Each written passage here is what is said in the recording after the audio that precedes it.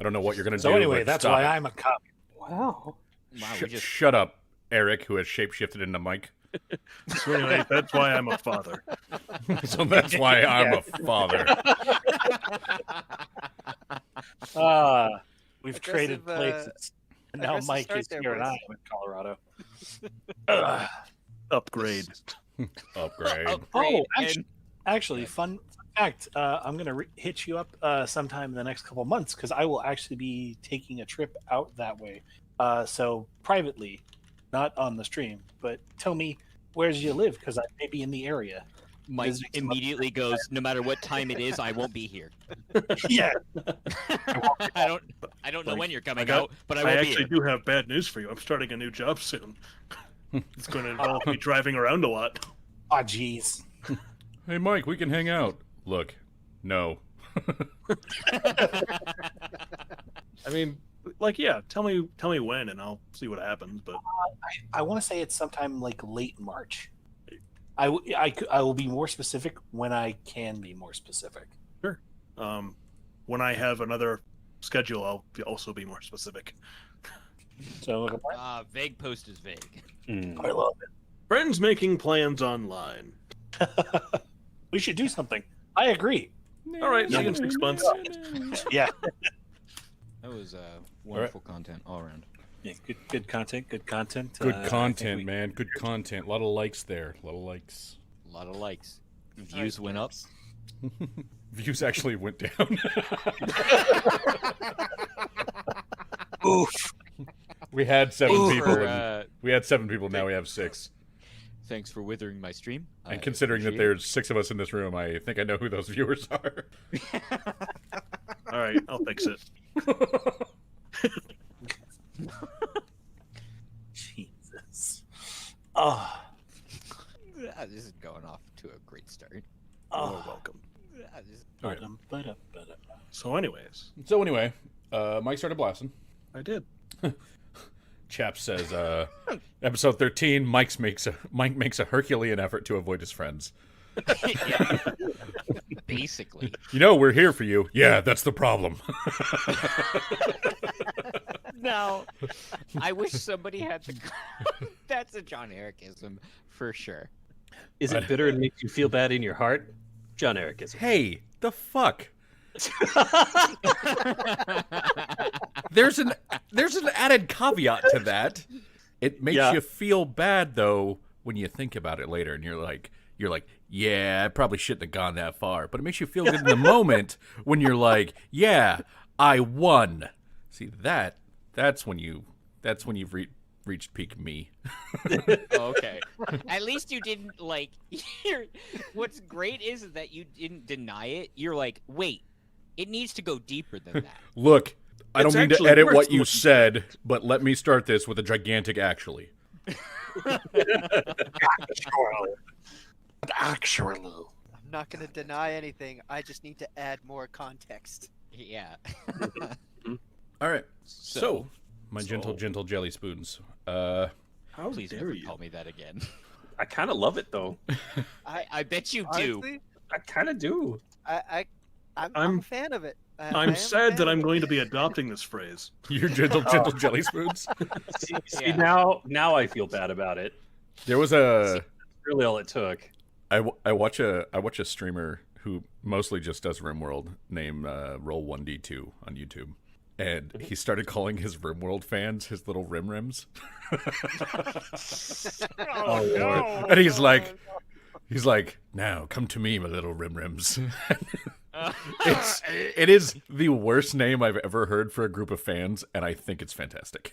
You know, I think your fans are now your gentle jelly spoons. gentle jelly spoons. You're I'm like, gonna- oh, Well, welcome Monday's back gonna to be our fun. channel. Well then, my gentle jelly spoons. Let me tell you a story. Last week, we started off back in the wonderful town of Exile, which is right there, and the crew from Newseer had they had a bit of a rough night, and some things got stolen. Some harsh words were said. They were mostly true, but there's no proof of that. Wow. Zorak sort of barged into Delian's room and was like, well, now I'm just going to sleep near you and watch you because I don't trust you. And then as soon as you prove that you're false, we're going to beat you up. And Delian's like, all right, but I get the bed. And Fuck you, we're roommates. Yeah. You bursted in with screw you, we're roommates. And he was like, I'm real tired, man. So after that happened, the crew got together. They decided that they were going to get back on the road and leave, with Amandu's wagon being down 2 people because Exile of Garenfurt, the man, left in exile the city, and Gever left in Charon. So the only 3 people left to guard Amandu's wagon were Delian, Zinna, and Ashlis, and everybody else was on Dandrin's wagon. And the group's doing all right. They made it about halfway. They get to where they're having lunch, and a group of that's real loud. It is real loud. Yeah, it is. One sec. Now Is it just gone now? it's Yep. gone for me. Yeah. Does it go away as soon as I leave? No, it cut out No, a little bit before you went Exactly. away. Yeah. That's really fucking weird. Anyway, the group of road wardens came up. These are people who are members of like the Transportation or Couriers Guild. Basically, they will get assigned a specific road and kind of run it back and forth. Usually towards larger settlements. So towards Starilaskur and Vatharond, there might be a group of road wardens who just like run that road over and over and over. Towards Starilaskur and New Seer, there might be a group of road wardens who basically just go to the halfway point and then turn around and go back to Starilaskur because fuck New Seer. So like they tend to guard the bigger roads. But they came up and they told Lumio that they were hired to escort Dandrin's wagon. And they were hired by Kellark de Kundarak. Kellark de Kundarak being a family friend of the Sornath. He's if you guys remember all the way back to episode 1, he's sort of their personal attaché from House Kundarak, who helps with the sort of the guarding of the money and the counting of the money and generally a lot of the banking things. He helps with the money, right? Yeah, the dwarves in this world are very much like resource barons, and the House Kundarak controls a lot of the vaults and a lot of the banks. So, yeah. And so, having done that, the team moved towards the city of Starilaskur. Starilaskur, because I always put an extra S in there. The team moves towards the city of Starilaskur, and then they... I'm missing something. Oh, as they were leaving exile, they got attacked by bandits. They got attacked by people that live in the town of exile, who were just like, kill them, kill everybody and take their stuff. And they managed to fight them off. I believe one of the horses got away because when the man turned the horse to run away from Ringer like clubbed him into a tree.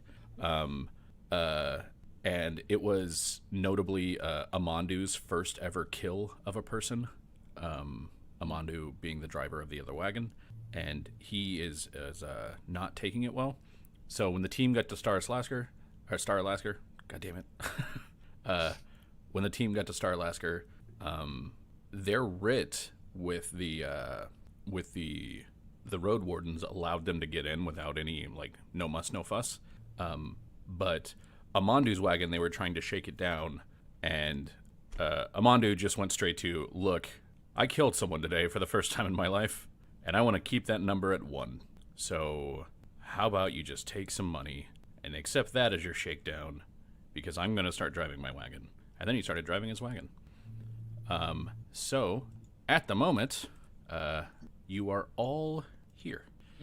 I have gone through the Starilaskur map, and I have basically cordoned off some of the known districts, or the more important districts, or just the more dangerous places in town.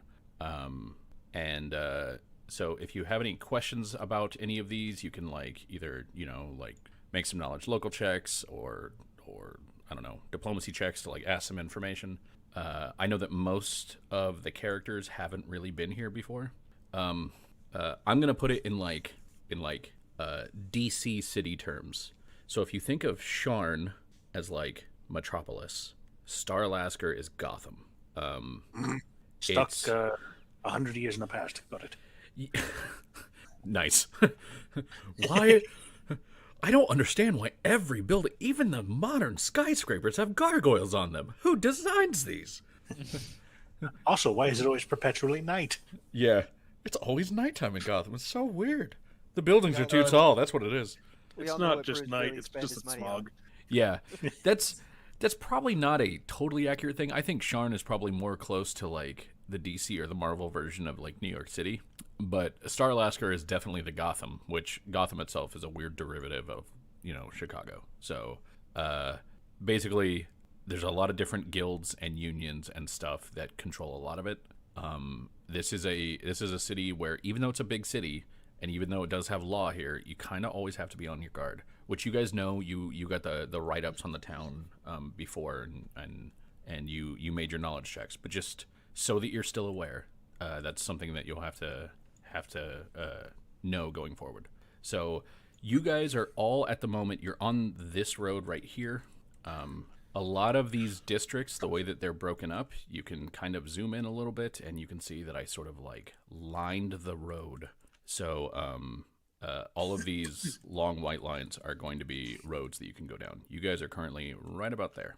So with that in mind, I would like to know what you're doing, where you're going, all of that stuff. I believe there is a detachment of Soranath Smiths here. Am I correct? Of Soranath as a presence?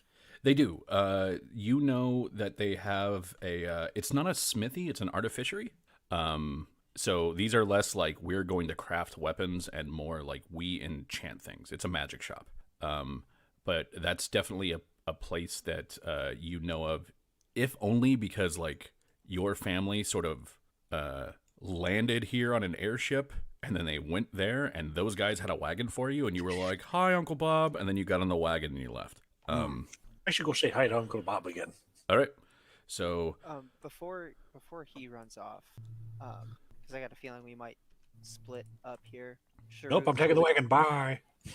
Sharuk's gonna kind of speak out. Sharuk, think best we find lodging first, so can meet up later, easier. Right. That makes sense. I've got family here, so I'll take the wagon and we'll shack up there. It's the Soranath Artificery. You'll be able to find me here. But perhaps we should meet up in the evening for dinner. Send missives so that I know where to find you all. Or if anyone wants to come to the Artificery, you're welcome to join me. I mean, in that case, just go find the end. okay. So it sounds like Dandarin's going to take the wagon, and the rest of you are going to go your own way.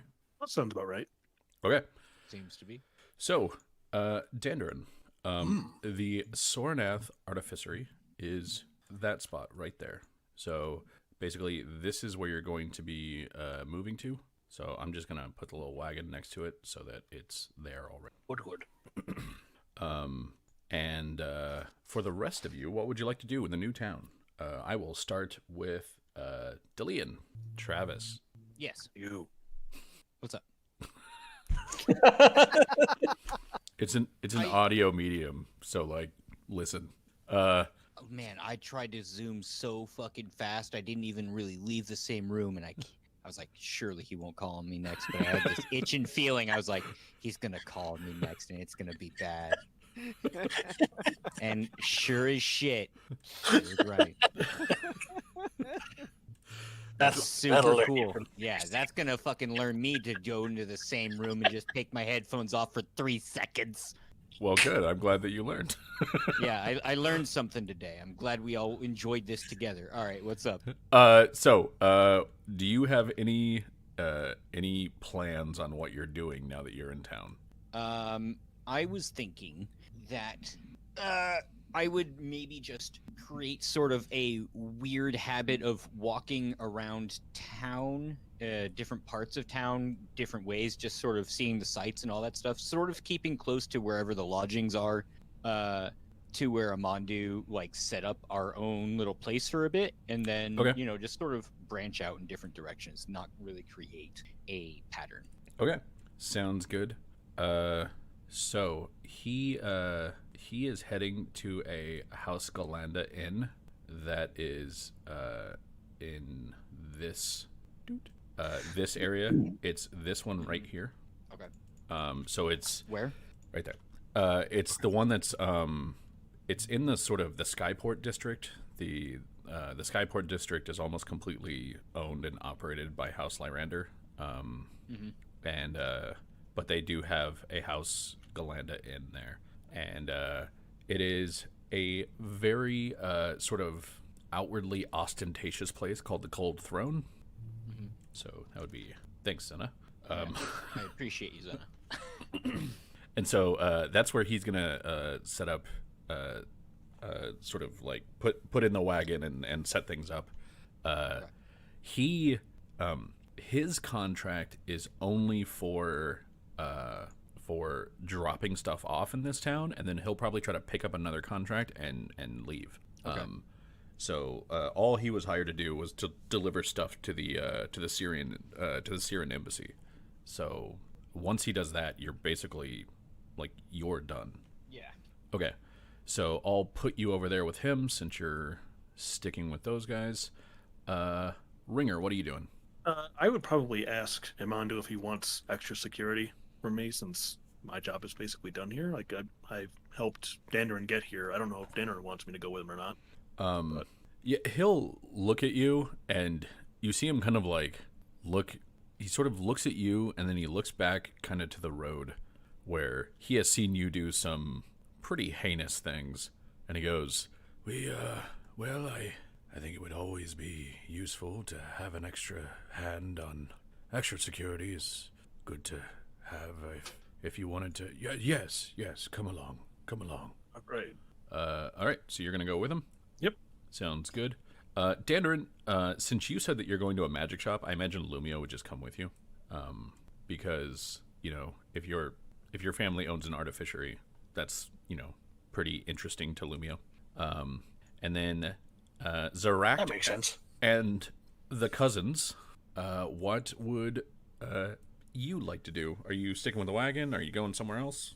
Delian and I are now attached at the hip. Okay. So that's we're taking a fun walk through wherever the fuck he goes. Town. Okay, so you're just going with him to over there? Yep. Wherever he happens to go. Cool. Well, never And mind. I guess he didn't need me. and Sharut. I mean, he's trying to find an inn, so I'm assuming since like what is it, 1, 2, 3, 4, 5 out of the like 8 people that he came here with are going towards the same inn as the other wagon, he'd probably just follow. Okay. So you're gonna go with them to the Cold Throne? Because like he wants to set up base of operations before he starts to wander about this massive. Okay. Sounds good. Okay. Well, since everybody else is going to that place, I'm gonna jump over to Dandarin. Bonjour Dandarin. I have a map for you, sir. And I'm gonna activate that scene, and then I'm gonna make it so that you can see it, because I realized that I probably didn't configure that way. Hey, Oh boy. look, it's a map. Hey there. So yes, you sort Never of mind the title at the top. yes, this is Mirge Muren's Wavering Fates. It is not called the Sornath Artificery. Magic shops always have to have fantastic names, and this one does.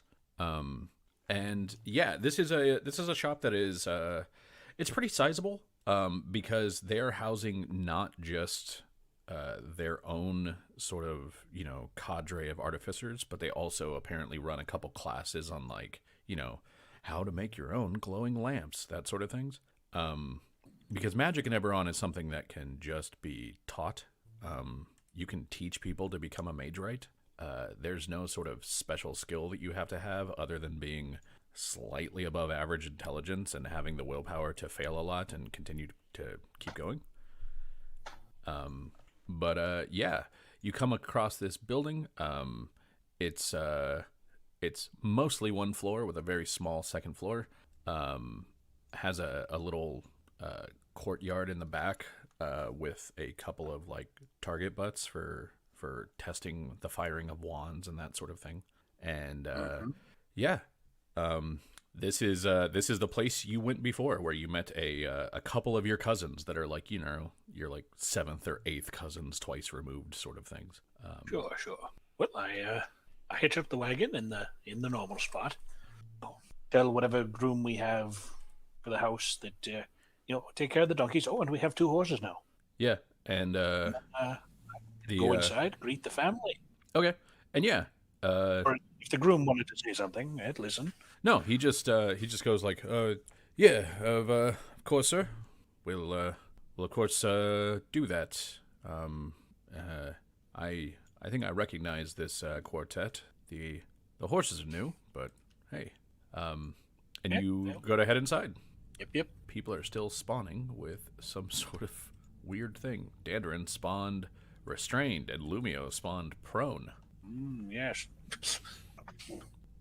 So you go in, and you see a dwarf behind the counter. And this is one that you don't recognize. Small woman, sort of a cherubic face, very round in both like face and then like body and just girth in general. Got sort of a page boy cut that curls on the ends, and is wearing something that's like halfway between what a salesperson should wear and what like you would expect a smith to wear. So it's like clearly has the whole suit on and stuff, but it's under the large apron. And she goes, well, hello. How can I help you today? Ah, and you brought a forged friend. And hello to you as well, sir? Ma'am? And Lumio goes, sir is fine. And she goes, sir then. Ellen, well met. I don't... So what is his actual name before I just say, where's Uncle Bob? So it's... You have 2 cousins here, and it's Mirgi and Mirin. Mirgi or Mirinin, by any chance? And she narrows her eyes a bit, and she goes, may I ask why, please? Well, I wanted to stop in and say hello again. I'm Dandarin. They're my cousins. Ah, cousins. Cousins changes things. Yes. One moment, please. And you see her pick up a small bell from the counter, and she kind of like just flicks it a couple times. There's like a little like, and then she puts it back down. And after about 2 minutes, you see your cousin Mirgi walk in. Mirgi is not exceptionally old for a dwarf. He's a little bit older than you, so he's about 100. Pretty young, actually. Yeah, like you're also not exceptionally old. So like this guy's only about 100, and he's got this what would just be like one of those sort of stellar dwarven beards, except he's got kind of an acid patch, or a patch of burnt skin that came from acid on his left cheek. So it's this amazing beard with this stripe of bald spot. Very sort of like dark kind of black hair, like the majority of the family. And stout, dressed not at all like you, not wearing armor, not carrying a shield. He is dressed like a scholar. He's got these little bitty glasses that are just perched on the end of his stubby little nose, and he's got some like little accoutrements and extra lenses hanging from the glasses so he can pop them in and see other stuff. And he walks up and doesn't really say much, doesn't do the thing where he sort of like puts you in a hug, but he does kind of like grab your shoulders, and then he goes, Dandarin, it's good to see family. It's good to see you. How have you been? It's been a few months at this point, right? It's been about 2 months since you came through the first time, and you guys came through the first time and like walked from the skyport to here, got on a wagon that him and his brother had prepared for you, and then left. Yeah. So like your meeting with him before was thanks, and then like snapping the reins. Well, Maggie, didn't really get a chance to catch up with you. I'm in town for a few days. Tell me, what have you been up to? How's the shop? Yeah, well, the shop's doing well enough. I guess it's we've got our ups and our downs, but well, I think everybody does here. The economy is volatile. It's a mite more volatile than it'd be at home. People respect the trade a bit more. Here, not so much. But come, I'll show you around. I know you didn't get a proper tour last time. No, I didn't. Oh, by the way, this is my friend, Lumio. He's, as you can tell, one of the Forged. Of course. Clear as day, you can see it in him. And he'll take a step forward, and he reaches up and sort of shakes Lumio's hands. And he goes, Yes. That would be because I am made of metal. yes, hence the clear as day. Murgi Soradath. And he goes, my name is Lumio. And he goes, I've heard. And then, what should I use for this? I'll use Tutark. Tutark. Oh, God. It's happening again. Yeah, Tutar Patan. Tutark actually kind of fits here. So, yeah, he will take you sort of through here, and he tells you, like, mostly we specialize in smaller trinkets. So you're gonna see a lot of potions, lots of scrolls, wands, that sort of thing. Like, people here aren't gonna be asking for more than that most of the time, and if they are, it's usually knives, which we distinctly do not deal in. And he Savory business. yeah, and he goes to here and he points down this hallway and he goes, down here we've had the lavatories and the dining rooms. Also works in case we need to have a larger room to teach a thing or two, but want everybody to be working together. He'll take you off here and he goes, smaller rooms where some of the students stay, as well as some scrying chambers and brewing at the end. And he goes, brewing also doubles as the laundry, so make sure nobody's using the cauldron before you use it. And he kind of like gives you a little like, remember, and like elbow sort of thing. And I remember. Poor Uswin. She never did get that stain out. You're lucky it was only stained and not melted. Grudik reminds me. In here we've the library. Hey. Library and the classroom. A lot of people want to get into mage rights in the city, and, well, our classes are the cheapest and offer the most benefit for the lowest price. So most of the people you'll see around here that aren't me or Murin, they're apprentices here. And as he's talking, you see somebody sort of come out of this room, and they just kind of like walk over here, and they go into here. And he goes, in the back's a laboratory, and over there we have a library. We don't allow the books in the laboratory, so there's a lot of running back and forth. And one of our damn students used some sovereign glue on the door between the library and the laboratory, so it's stuck for the moment. We'll have to break that one down. And you didn't have anyone to make some solvent? We have... Funny thing about apprentices and having them deal with glues and solvents, it goes wrong a lot more than it goes right. He leads you over here and he goes, it's a sitting room. Convene here most nights. Talk about anything we've learned. Play games. Tell stories. The apprentices, for the most part, they're free to come and go as they wish. But the general rule that we like to stick to is, if the fire's out, you're not allowed to come in at night. Murin keeps pretty late hours, so, if you're not seeing smoke coming from the chimney, it probably means that you entering the building is going to be loud enough to wake everybody up. You get to find somewhere else to sleep that night. And then he shows you another dining room, and then he will take you up to the sort of top floor. And on the top floor, there's a small balcony that just has a sitting room of its own, and it sort of mimics the downstairs sitting room. And then he doesn't open this door, and he goes, Murin and I, we stay in there. We've got our own beds, our own lab, our own bathroom from the rest of the kids. Makes sense. What'd you say? That makes sense. And he says, so yes, it's good to have another Sornath in town. It's I gotta tell you, it's very different setting up here after being in the hold for so long. Sarnon Hold is ordered, established. There's a way that things are done there, and they make sense. Human cities don't have that. Just take some getting used to, I've been finding. But you are in a much larger city, so I will take your word. Fret not. I'll not be too much of a bother. Where is Murin? Is he in? He's off, and he kind of like scratches his neck a little bit, and he goes, he's off, delivering something. He'll be back later. Oh, is that so? Is that so? So, this is, without making too much of an obvious fuss, Dandrin has been getting this vibe that there's something he's not being told, so can I sense motive? Mm-hmm. Come on, that one. That's what I'm waiting for.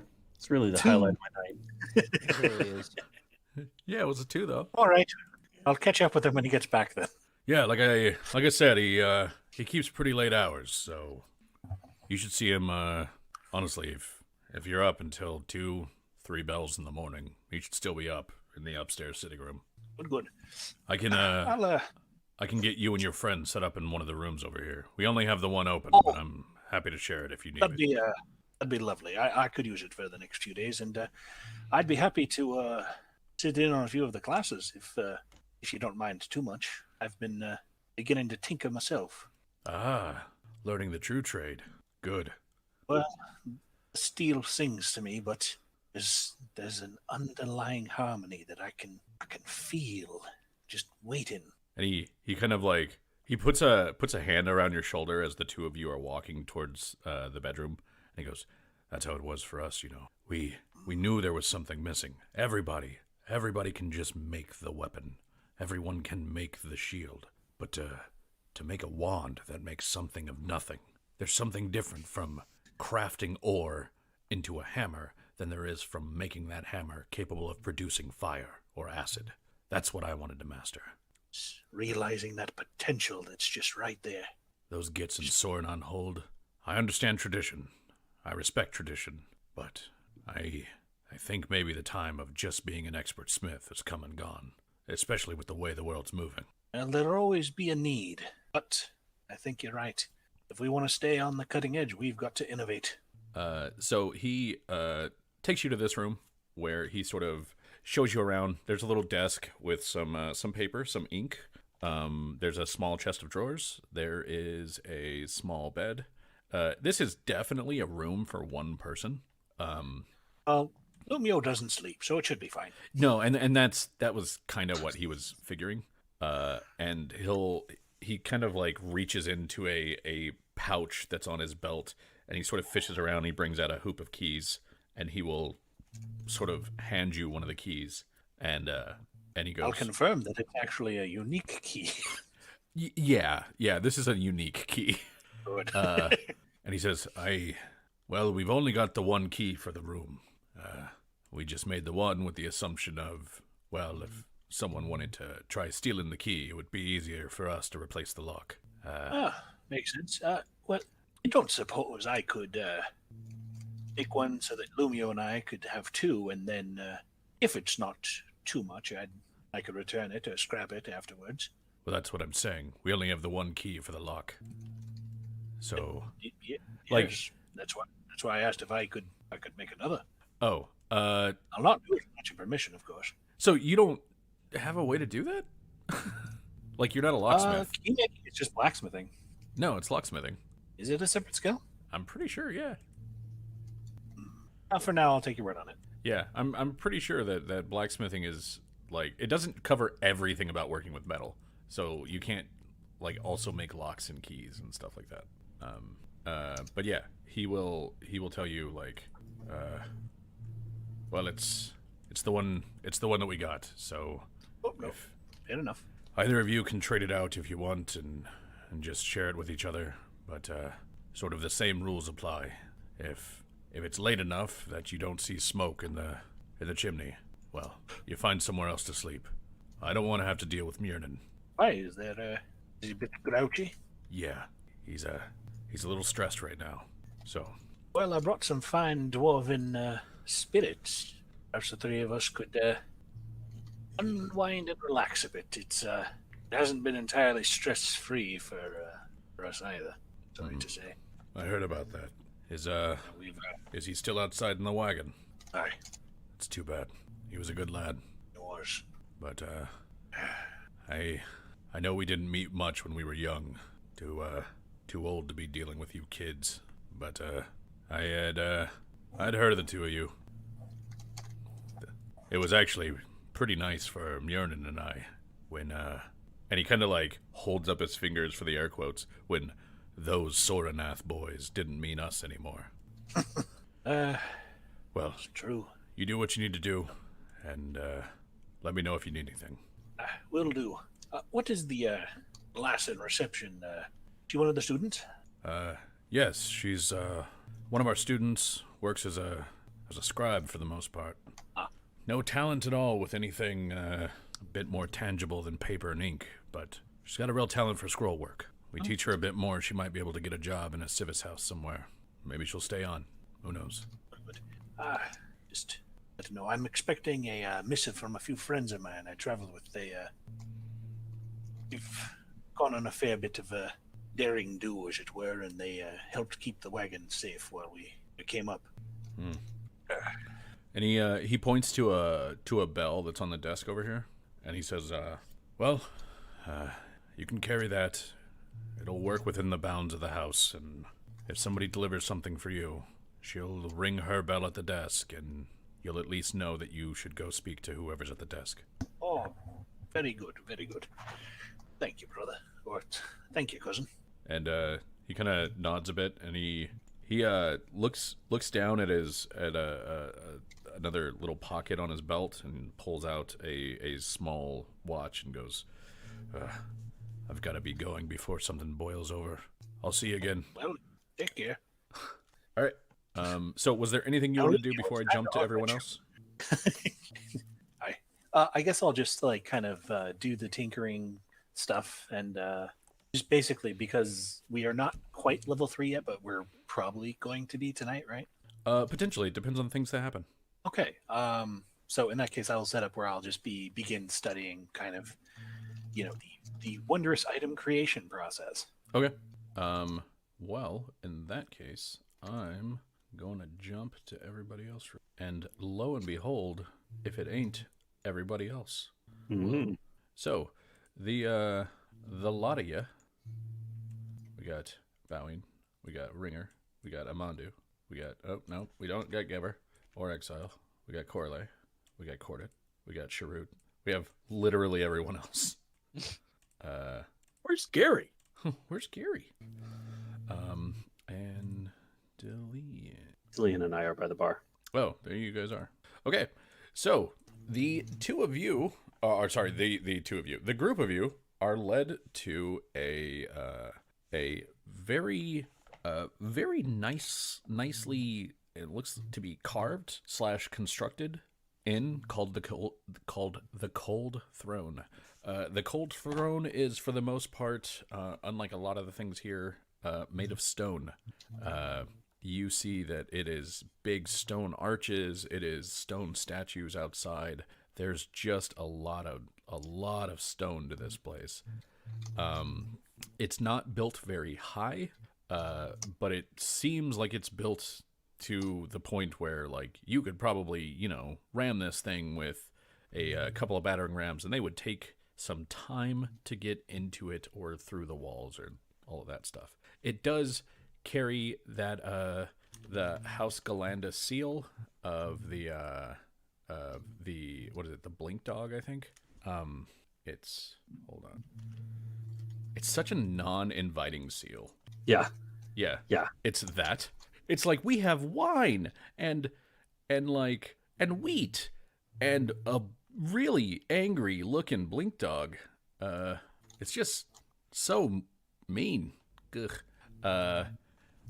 But yeah, so that does mark the Cold Throne as a House Galanda house, which means that the things there will generally be of a better quality, but they will also cost more. Yeah, and so at that, Dillian, Amandu will get together you, Cordit, Ashlis, and Zinna, and speak to you for a moment outside. And he says, well, I want to thank well, I just wanted to let you all know my gratitude. Well, it was nice traveling with you, with all of you. And there's just, I know it's been a rough road, and we had a hard time, but there is, thankfully, something nice in store for us. Prince Orgev, he, in his kindness, he thought, well, we have a little reward waiting for the lot of us, and, but I realize now that reward might not be the kind of thing that the lot of you would want. So I'll give you your choice here. I know that after we drop the delivery off at the embassy in the morning, our contract's done and we're going to be splitting. Orgev offered me to get you all a suite for the night if you would like it. But I know that for a lot of people, they would rather sleep on the ground outside with a full pocket than sleep in a place that's warm and comfortable and leave that place broke. So you'll all be getting the second half of your pay, of course. I would never stiff you on that, but I'm just wondering, before I go in and make the appropriate reservations, who wants the suites? And Ashlis, like, immediately, as soon as he goes, who wants the suites, and there's not really a pause, Ashlis goes, I need the money. Ink, magic ink is real expensive. And he goes, of course, I'll get you a standard room then. And Cordic kind of like looks at the building and then looks at you, Delian, and looks at the building and he goes, you know, I've never been in a suite. Not at a Galanda house. I'll take the suite. And Zena says, yeah, I think I'm going to take the suite too. Nice big bed. I'll get some nice big people in there with me to ruin it. And you, Delian? Well, I seem to be having a roommate issue, and I don't want them to be too comfortable because I didn't really choose to have a roommate. So I'll take the money. You didn't really get a choice, is what you mean. Is there some you sort of within problem earshot? here between the two of you? Yeah, like, I mean, as far as I was aware, like, he pulled them away. Like, you can still see it, that conversation happening. All But right.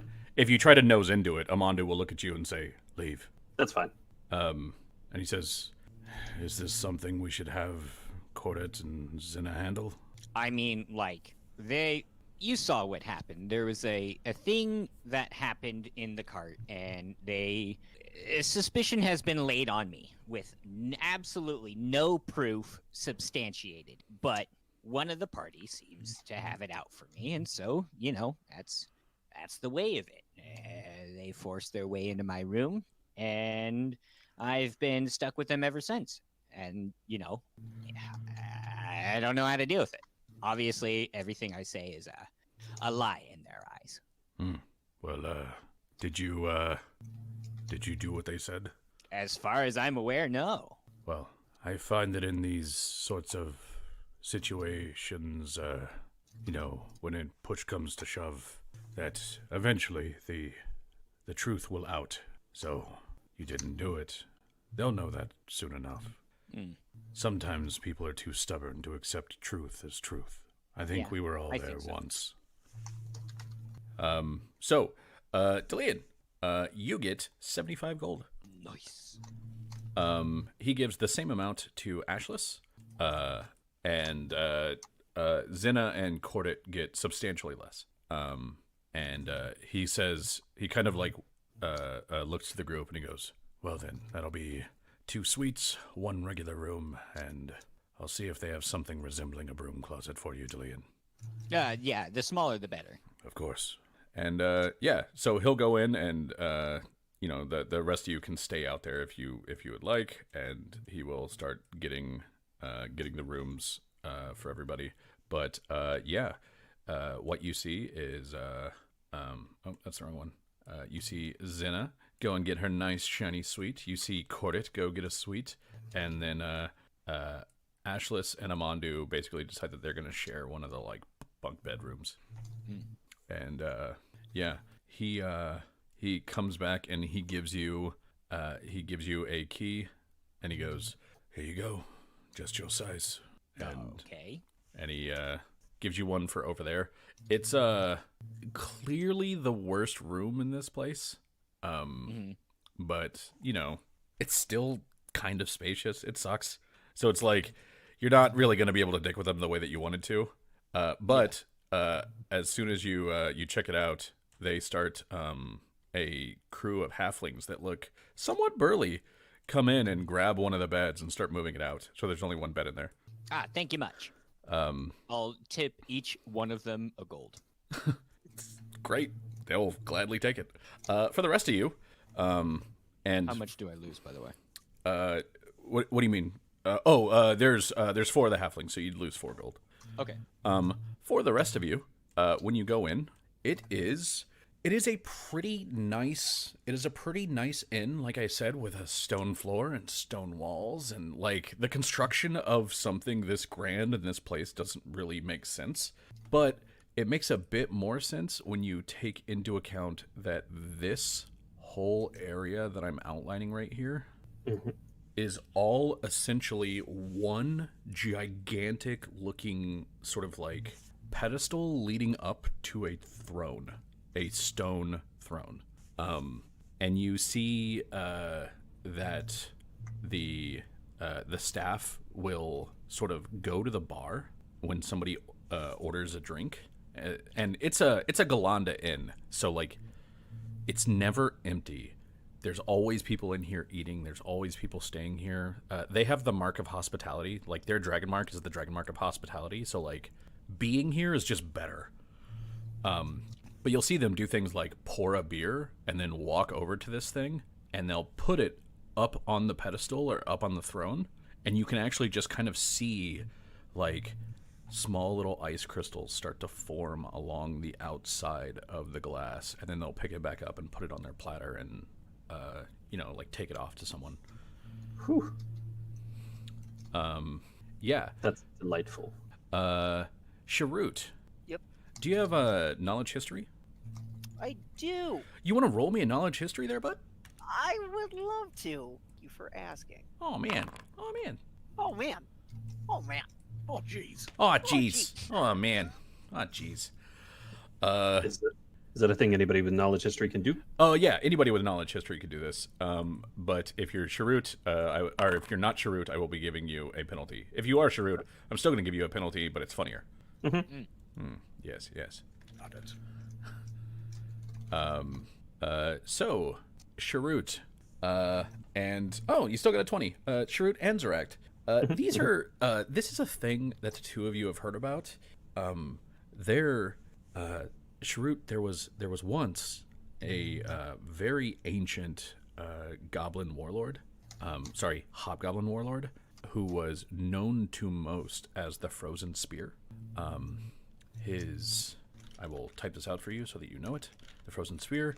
His true name was Prednaz Galdurgs. And Prednaz Galdurgs was a goblin warlord who he conquered a fair amount of Brayland a long time ago. And he was known to be a sort of terrifying figure on the battlefield, not necessarily because he sort of because he like inspired his troops, and not necessarily because he was a great leader, but because he had a terrifying control of the elements, specifically cold. This was apparently his throne when he was sort of in the area. You recognize it from storybooks. Zarakt, you basically get the same thing, but you don't know like his original name. Mm-hmm. Cool. This wouldn't necessarily be, or this isn't a relic. This is more just like a historical, right? I mean, it's clearly magical. What is Sharut considering to be a relic? Goblin artifacts of high power. Feels like that kind of fits. Yeah, this one definitely fits. This is at least a couple millennia old. It's clearly still magical. So yeah, Like, I mean, if what he considers to be an artifact of high power to be like a sword +2, this ain't that. But yes, this, like, you're seeing sitting here, this whole place basically being kind of built around it is a goblin artifact of high power. Okay. Well, Sharut is definitely staying here tonight. He knows that much. And really, really wants to get a closer look at the thing, or like any documentation might have on. Like he's a little obnoxiously curious about it. Mm-hmm. And a little like nerding out about it Yeah. at the same time.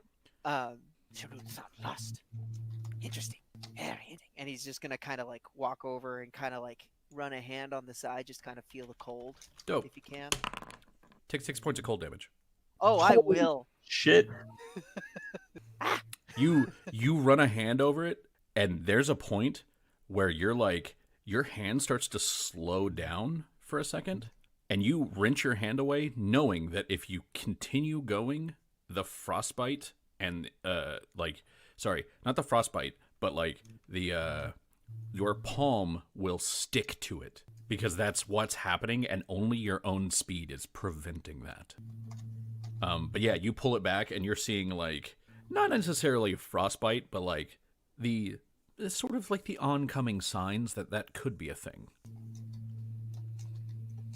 And one of the house Galanda's staff rushes to you, and she goes, oh no, I'm sorry, I turned away for just a moment. Are you okay? And she's kind of like she looks panicky, and she goes, "If I would understand if you do not want to do business with us anymore. It is such a. I'm so sorry. We had all turned away. Most of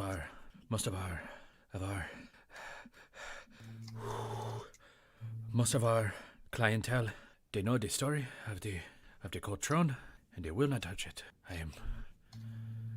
I'm so sorry that this has happened to you, and if you do not want to stay here anymore, I would understand, and sure, I would pay if you would like for any visit from House Starilaskur. We could have them come in if you would like. Sharut waves off that idea and shakes his head. Sharut, curious, interesting to see such relic. Did not think would find. Tell me what stories you know of Throne. I have not worked here very, very long, and it was here when I got here. I know that they found it, and they built the entire place around it. Well, they moved it here and then built the entire place around it. A novel idea to have drinks and desserts, dinners, everything served so cold is the thought behind the cold throne. Moved it, you say? That is what I have heard. From where? I don't know. You could speak maybe to the owner, and they might be able to tell you, but I do not know. If owner available, Sharut to talk. I will see about it, and will you be staying with us? He might sometimes he can get back at late hours. He has other inns in town, and he might be making his rounds right now. Sharut will stay. Of course. Forgive Sharut rudeness. What is name? Kind of points to her. And she kind of nods and takes a step back, and there's a sort of a small curtsy almost that looks more of a like less of a curtsy and more of like almost a bravo's bow. So like one hand kind of curls up in front of her, and the other hand is off to the side where, you know, you might be doing this while holding a sword. And she does this little bow, and she says, "My name is Rosalind. I am not of House Galanda. I merely work here. Sharud, appreciate concern. Ruslan would like to set up standard. Thank you for Sidna. I swear I am not clicked on any of these people. I don't know why this happens. Let me try this again. Okay, now of course. Yeah.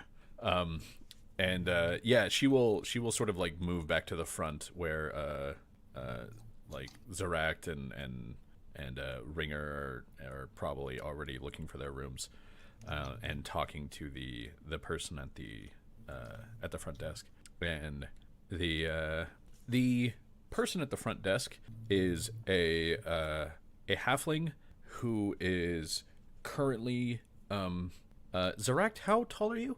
Zarakt is, actually have this on her sheet, 5'9". Cool. He is standing on approximately 2 feet and 9 inches of ladder to stare Zarakt right in the eyes. Nice. He has a nice like little cravat on with a vest and a short sleeve shirt, and then it goes down to something of like a kilt that sort of ends in these like fashionable scarves and tatters. And he says, hey, so, new travelers to our city, please tell me, how can I help you? Well, I believe my lodgings have already been arranged. There was a shorter gentleman, a gnomish fellow by the name of Delian. He has, I believe, obtained a room for the evening, and I'll be staying with him. Of course. He has room 12. You can find it if you just go around this side. Excellent. And so yeah, you go around the side to Delian's room, where there is only the one bed, which Delian is kind of like already putting his stuff on.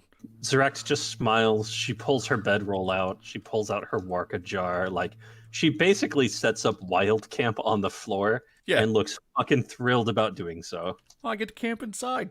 Yeah, she's like, Delian, so considerate. I didn't realize you knew that I'd like to camp out. I don't know, man. Like, I know that some of the people in here are like my age, like 35-ish, but I know that some of you are like 25-ish. There used to be a thing you could buy that was a tent for your bed. Yeah.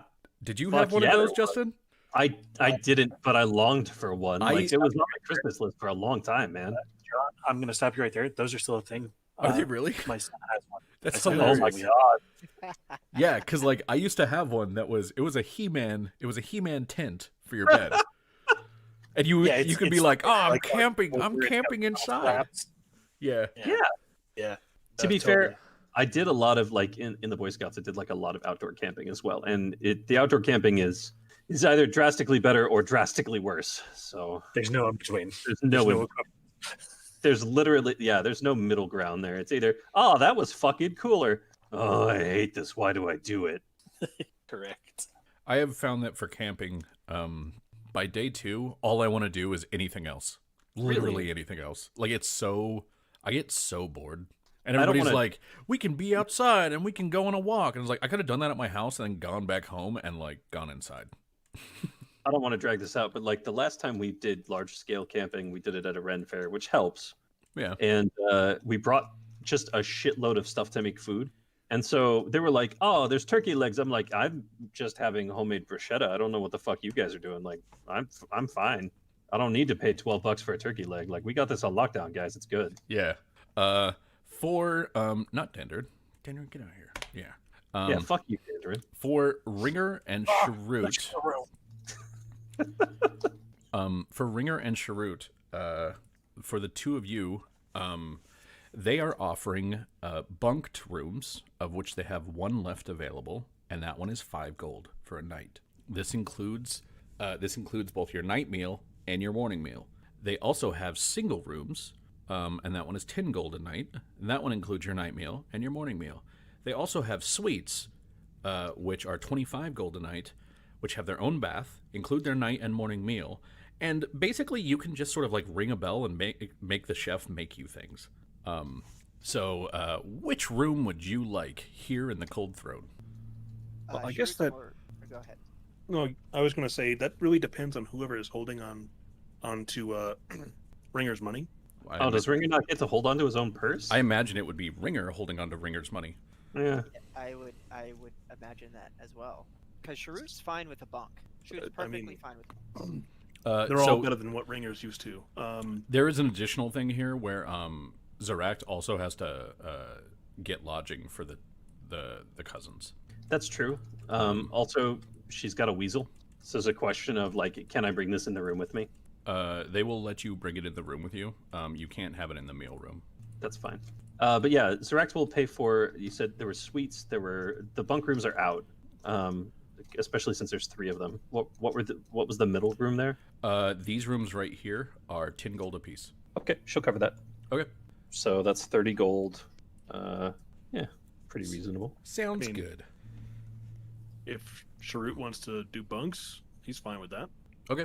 So you guys split 5 gold and you have your room. I'll pay the. Sounds good. So you guys have set up lodging. By now, Dandarin's probably set up lodging. So what would you all like to do? You have a much, much bigger city than New Seer to play around with, if you would like. And you can go there and do things and, sort of look around. You can get into trouble. You can not get into trouble and just hide. All of these things make sense. Sharut has a couple things but first and foremost, he wants to send off and let Dandrin know where they're at, Okay. so they can touch. Okay. So you basically just try to find like the closest sort of like message courier. I'm assuming he'd probably ask the barkeep if there was one nearby or if he's nearby. And he goes, young sir, you are in the best of luck. There is just on the street on the corner, there is a small booth run by a noble Blackfeather. You can go there and they will send whatever message you would like within the city limits. Can Sharut also of city? I believe they would have such a thing for you, of course. Many thanks. Information. Heads off to the Blackfeather. Okay. So yeah, you go to the Blackfeather station, which has kind of it's sort of on the corner, and it has a pair of windows. One of the windows is clearly for people that are not your height, and the other window is clearly for people that are. And so you walk up the steps a little bit, and you look in, and what you see is I don't know, it might be something that Shrewd has seen before, but it might not be. You see a Kinku. This is a birdman who has he sort of looks like a corvid, but as a man. So I don't think he'd have, yeah, because he's only been fairly close to the mountain. Right? yeah, So I don't think he may have read about them, but he hasn't. makes sense. So yeah, and I'll like yeah, and he looks to you and he goes, "What do you want, goblin?" Sharut, like, send missive. Huh? A goblin with a friend. Huh? That's gotta be a first. Huh? Oh shit, Zarax is gonna love these guys. And he, you see him. He unfurls or he takes a piece of paper off a sheath, and he puts down a couple of stones on opposite corners to hold it down. And you see him dip a small piece of wood in an inkwell, and then he lifts it to his beak, and he opens it, and his black tongue comes out and just like dabs the tip, and he goes, "Speak now, starting with the name." Before Sharut do, wonder other language besides common. What language do you need? Draconic would work, or Dwarven, or Goblin, or Orc. Easier of these. He finishes off in Goblin. And he says to you back in Goblin, "I speak your low tongue." And then he sort of switches to Elven and goes, "But I prefer something a bit less harsh on the vocal cords." Unfortunately, not speak the language you just appreciate. You prefer it. Well, the customer's always paying. That's a good way to think of it. You are correct in that regard. And Sharut will essentially say, he'll lay out the message. Dancer, we are currently housed Cold Throne near the ship. If you would like to speak with us, either send it or I should be to speak. Do not nets us. And then that's the message there. Signed, Sharuk. And you see him finish it, and then he takes out a cleaning cloth and he starts cleaning the thin stick that he was writing with, and he takes kind of a handful of fine sand and he just throws it onto the message that he wrote you, and he goes, "And the location of this Dandarin who you will be meeting tonight." He should be with a Sornath Smith. I know the one. Yeah. I would also like to purchase a map of this city myself. He kind of gets down to where he's like, you see him put his elbows on the counter and he leans forward so that, like, it's clearly being done to get a better look at you, but the effect that it's having is that his beak has got to be like an inch from your nose. And he goes, "What kind of map?" Shrewd's a little perplexed at the question. What kind of maps do you offer? A civilian map, then. We have those. Yeah. And he kind of like sits back and starts rummaging around next to him. And he eventually will hold up your letter and sort of shake it to get all the dirt off and kind of blow on it. And then he looks to you and he goes, "For the sending and delivery of your message, or for the writing and delivery of your message, will be 2 gold. For the map, 4 silver." Shrewd pays. I'm going to interject. For the discretion of the things that you told him, probably a tip. I don't know if Sharut understands things like that. That's Yeah, fair. I don't He's think from a he very, would. very lawful society. I like- wanted to throw it out there just so that it was an option. So No, that makes sense. It does make sense, and I appreciate you throwing it out there. But I actually agree with John Eric here. I don't think Sharut would understand. Root exactly doesn't what hear the that deal is. unspoken option. yeah. Yeah, like he didn't even understand the like what kind of map. So like he doesn't get it. Yeah. And that's fine cuz he's a good boy from a society of other good boys and is not from, Gotham. So Right. yeah, and Society of good boys that prepare for war. Look, they're just a bunch of war dogs. Okay, that's all they do. so yeah, you give him the coins and he will hand you the map and he says, "Delivery should occur within the next few minutes." I thank you for your services. And he heads back to the inn. Okay, can you give me a perception check as you walk away at a -4? Okay, never mind. You're good to go. Okay. Probably nothing interesting. Probably nothing interesting whatsoever. So he is going to head back to the Cold Throne. Okay. And he's going to because he wants to talk to the owner, but the owner is like out and about around town. Yeah, there's multiple like Galanda locations in town. They basically like run the inn business. So a lot of different inns are owned or at least partially owned by them. So when she's like, he likes to check all of his different establishments each day. Like that kind of makes sense. Okay.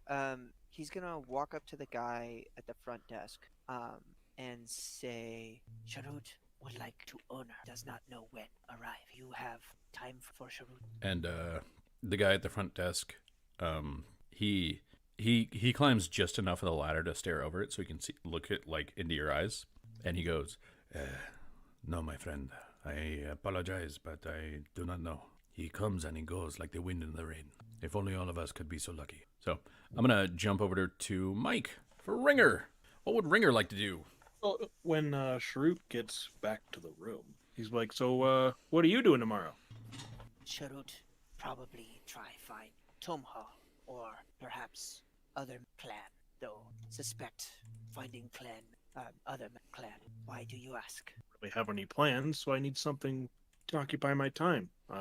Was wondering if you wanted to just bum around and look at stuff, but if you have other stuff to do, maybe I could follow you around. Well, Sharut also to see historical sites are still around, but require gathering info first. Appreciate. All right. Yeah, I'm pretty okay at doing stuff like that. Plus, if you run into some shady characters, I'm pretty good to have around. You may have noticed since we started this trip. Sharut has, yes. Sharut appreciates extra muscle. People, small goblin. You're making me blush. And he kind of like looks at your face. Sharut see no blush. Do you feel warm? And he kind of like tries to reach up, like stands on his tippy toes, and he like tries to put the back of his hand on your head. Check He for just fever. leans back and is like, no, that was a turn of phrase. No touching, no touching, no touching. Sharut looks confused. Okay, so Ringer's mostly just hanging out at the inn for the rest of the day. Yeah, he knows better than to walk around this place at night. Cool. And Zeract, what are you doing? Having found the room, Zeract is gonna look at Delian. So is tomorrow your day or mine? Oh, for the bed, you're saying? No, you keep the bed. I don't want it. Good. I wasn't going to give it up easily. Excellent. I didn't want it in the first place. I'm glad we're agreed. Nah, fantastic. So are you going to go about your murderous, filthy business first, or am I going to conduct my legitimate business? Well, the funny thing is that you think I'm a murderer. Yeah, I Filthy, wouldn't think it's you gonna were be a dirty, murderer if maybe. you weren't. Well, I don't know about that. You seem pretty presumptuous of sorts, and you seem rather dislikable. Where I'm likable. If I cared what murderers thought about me, then I might value your opinion. But given that I started this journey with the expectation that Starilaskur would be a measure of hope, that I would find aid for a friend and potential benefit for their well-being, only to have that snatched away because you wanted a nice shiny gem, I find myself lacking that option. I see. Which is it, your murderous business or my legitimate one? Well, as you can see, I have yet to draw a weapon, so I don't know if murderous is very apropos. I have yet to harm anybody. I'm sorry. I realize that's a complex term that may have gone over your head. You see, when you take something that somebody else needs to survive, that's called murder. Very interesting. This seems very interesting. You assume that I, being this murderous, filthy gnome, your also race am has nothing to do with it, sir. Your race has nothing to do with it. I've known plenty of gnomes who are of upstanding character and capability. You just don't I think have tomorrow it'll be your day. Excellent. Well then, you'll accompany me to the library, and we'll go about I don't think I will. That's an interesting presumption on your side. Yeah, let me tell you, in a realm and a city such as this, especially in a room such as this, where the reward was mine for making sure that we all got here safely, whether, more or less, some people have left and I cannot attest for them, but I'm just going to stay here, maybe wander the city a bit. I've never been here, so I wish to do so. That's a thought. I see. Well, I'm certain that I can find some accompaniment for you. Well, maybe my sentences went over your head. So let me dumb it down a bit for you. I'm going about. I can find my own company if need be. I'm sorry. You may have misunderstood this whole thing. I don't sit in this room because I enjoy your company. I'm here because you're murderous swine. Because it is your breathing, your action that's resulting in the harm to my friend. So you don't get to go anywhere where you can offload the gem that you stole without me being there. Search me right now. Search my belongings. Search me to your heart's content. That sounds like you want me to strip down, and I'll start. He'll start stripping. Zeract is not at all concerned or put off by this. That's fine. I will stand there stark naked. That's Search fine. my stuff. She's going to say, "This sounds like somebody who manages to hide things very well. I'm not a thief nor a murderer. I'm not going to try and outwit you at your own game, but I'm not going to give you the opportunity to offload that which came at the cost of someone else's life." Well, I guess then we're just going to sit here in this awkwardness together, and I am not going to put the clothes back on. For context, Zeract completely unfazed. Like aggressive nudity. She grew up around druids. It's like, I'm going to shapeshift to a bear, and when I come back, I don't have my skivvies on. And she's like, yeah, all right, that's cool. Yeah. So this guy who's like, oh, well, I'm going to use my nudity as a weapon. She's like, this is the most underwhelming weapon I've ever seen, actually. Well, I'll have you, It's of average size for a gnome. I'll let you do that. It's not the size of the ship. It's the way you use the yacht. Or fuck you. You're bad and everybody knows it. Again, with these value judgments from somebody who would put their own greed in front of the life of someone else, this is readily resolvable. You simply provide the gem, let us restore our dwarven friend to his previous state, and then you go about your business. I'm just Until saying, you like, do if that. I had the gem, I would give it, because honestly, I'm standing here naked trying to prove to a druid decided to sleep on a bed with a ferret that he himself had brought, and it's just sort of, this is not my usual avenue of sorts, so I would much rather be in my clothes, but apparently that somebody decided that it's, they have the narrow vision with blinders on, and I'm trying to show that I have nothing here. If I had the proof, I would give it to you. I would give the gem because, god damn it, I removed your bed! She's like, I see. So it was the whole arrangement here was your doing. That makes much more sense given the better lodgings that are available here. I'm assuming you asked for the smaller room as well. As small as I could possibly get, but they didn't have it. Of course you did.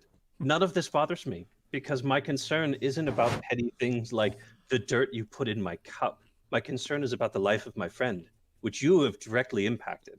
And until that is resolved, until I see concrete proof, I am innocent until proven guilty. That's a good defense for a thief and a murderer to take. And that's a good defense for any innocent man as well. And you, as a lawful person, should believe the same. As someone who has evidence, who has had enough to justify the course that we're taking here, who understands that you would wiggle your way out of anything. Pause. In order to I'm get bored of free. this. I'm just going to assume that it goes for a while. Yeah, it goes for a while. Someone just slams the wall and just says, "Just fuck already." Ringer in the next room. You heard him. If it's not Ringer, it's probably Zinna. Because I'm good. Yeah, this goes on.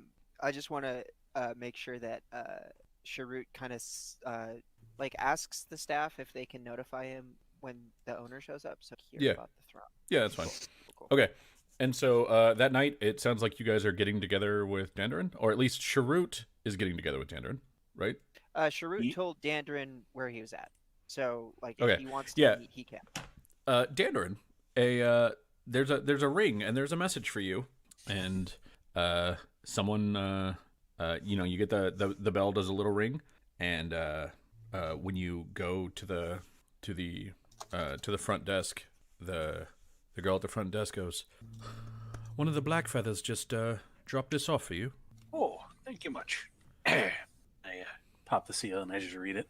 Yeah, it's the letter that Sharut sent, and it's got like a little glyph below his name that sort of looks like it's sort of a feather that ends with a beak.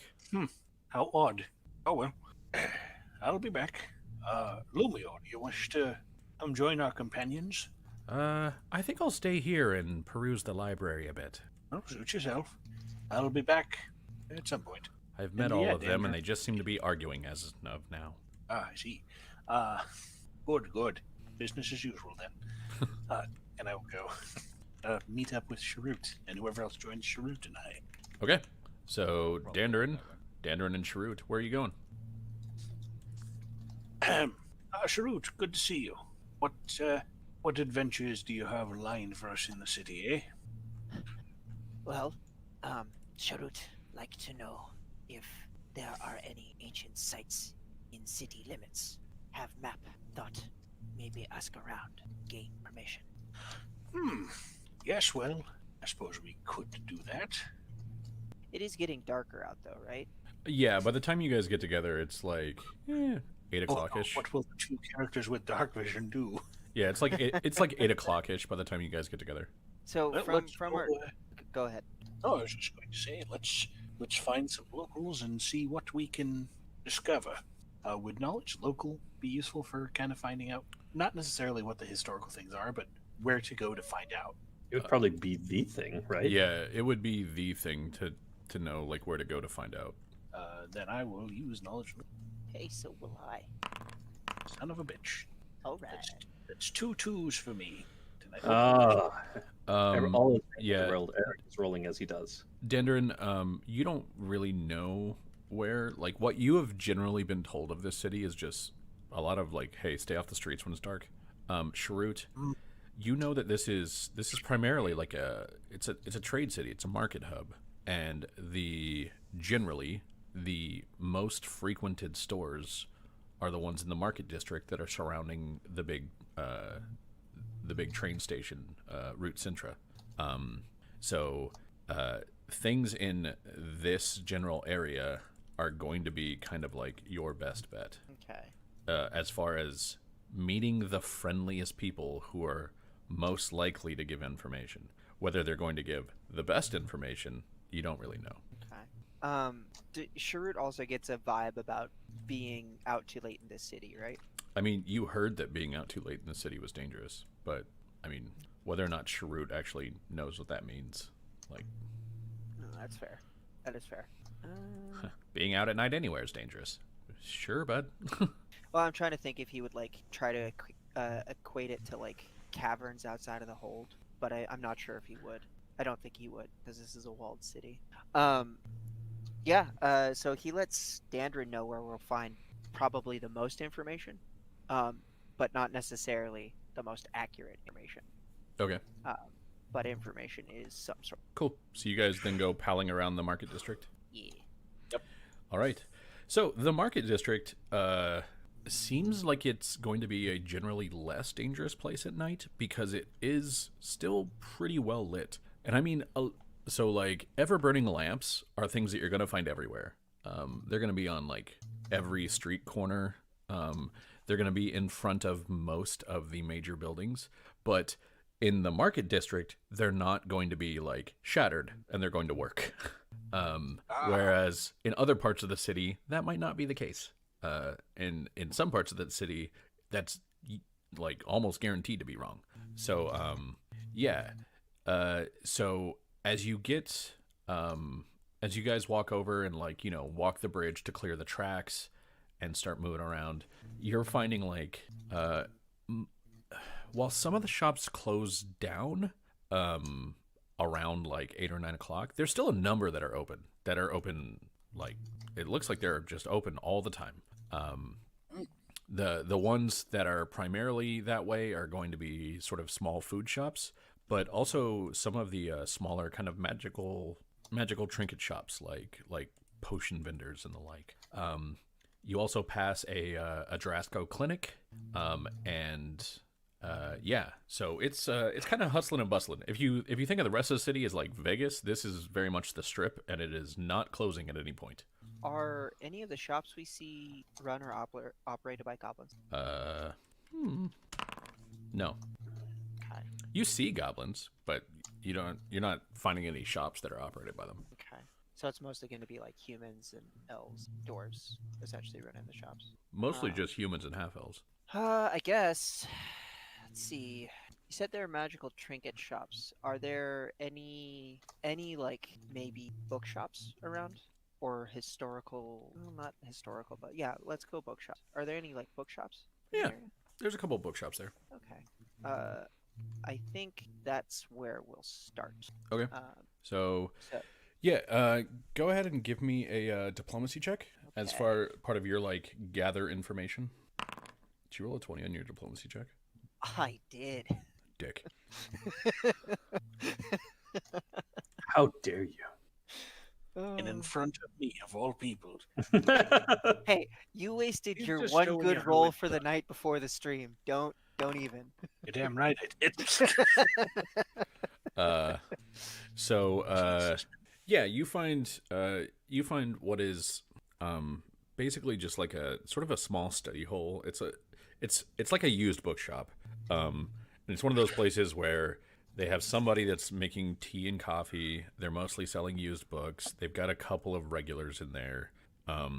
Nobody's necessarily friendly, but when you're plying the young boy behind the counter for a bit of information, he sort of points you at a Koravar woman with pretty dark skin and kind of like bleached white hair with like the sides of her head shaved, who's sitting in the corner with some really thick glasses on and reading through a number of pretty thick books. And he goes, "She'd probably know. She's the local expert. At least that's what we call her." Much appreciated.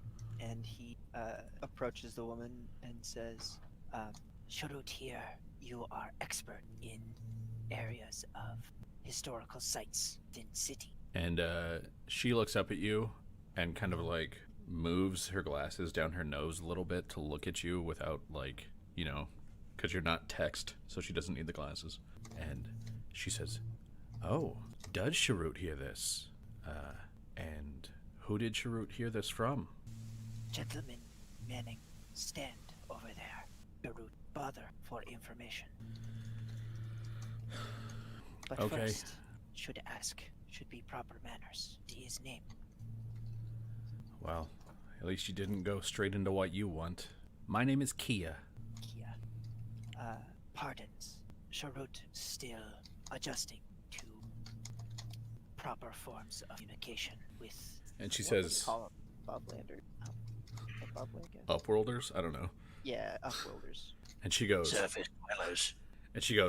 "Ah, so you're a call goblin. You don't Sharut see gives, many like, of those." Few venture cities. Well, that's why we don't see many of them. They're still stuck in their little tunnels and caves, longing for the future to be the past again. Well, since you gave me a proper introduction, she, like, extends a hand to you. And she goes, "Kia Softon, Professor, Mulgrave University." Let's see. I'm blanking on my own clan name right now. And Fair. Let's make it up. So, don't Yeah. mention your clan name. well, Move to the doesn't- next sentence. He doesn't really have a last name. Okay, move to the next sentence. So what did you want, Sharut? Sharut, apologize. Before continue, speak, goblin. And he says that last part, goblin. And she sort of like waves a hand like back and forth like a little bit, and she goes, "I read it better than I speak it. Hell, most goblins don't even speak goblin that much anymore. But we can probably converse. Go ahead."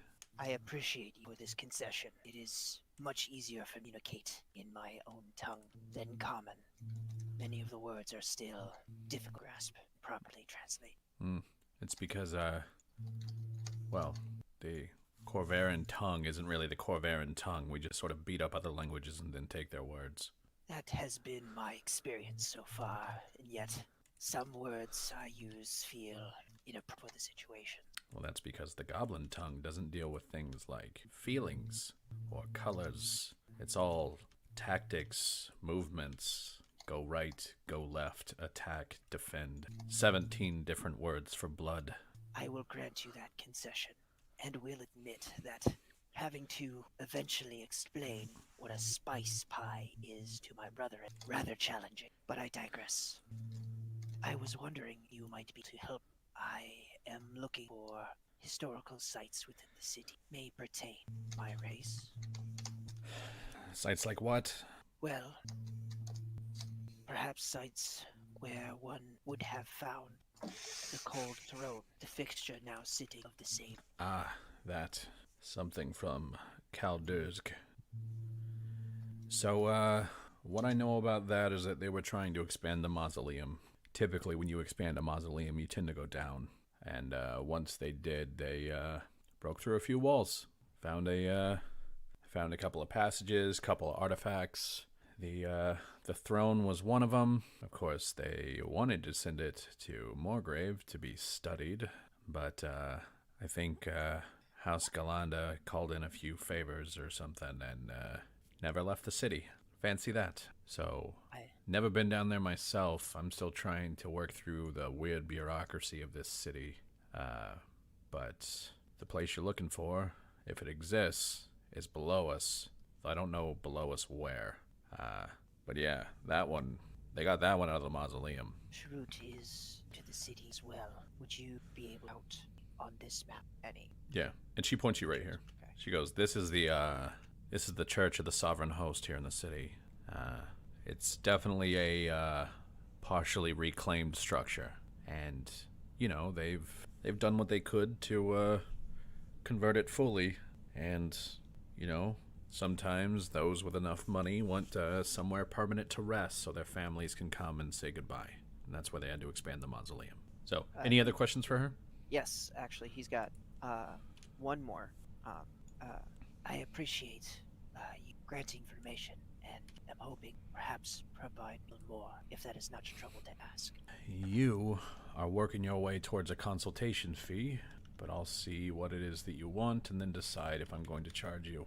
I am books of higher quality, something that I can study that will help expand my horizons and the horizons of my brethren. Of course, something rarer quality would be nice, but I understand that trying to find such things is rather Is this to learn from or to keep? both to learn but if just to learn, Sharut can learn. The rarest books in the city are in one of the 3 towers.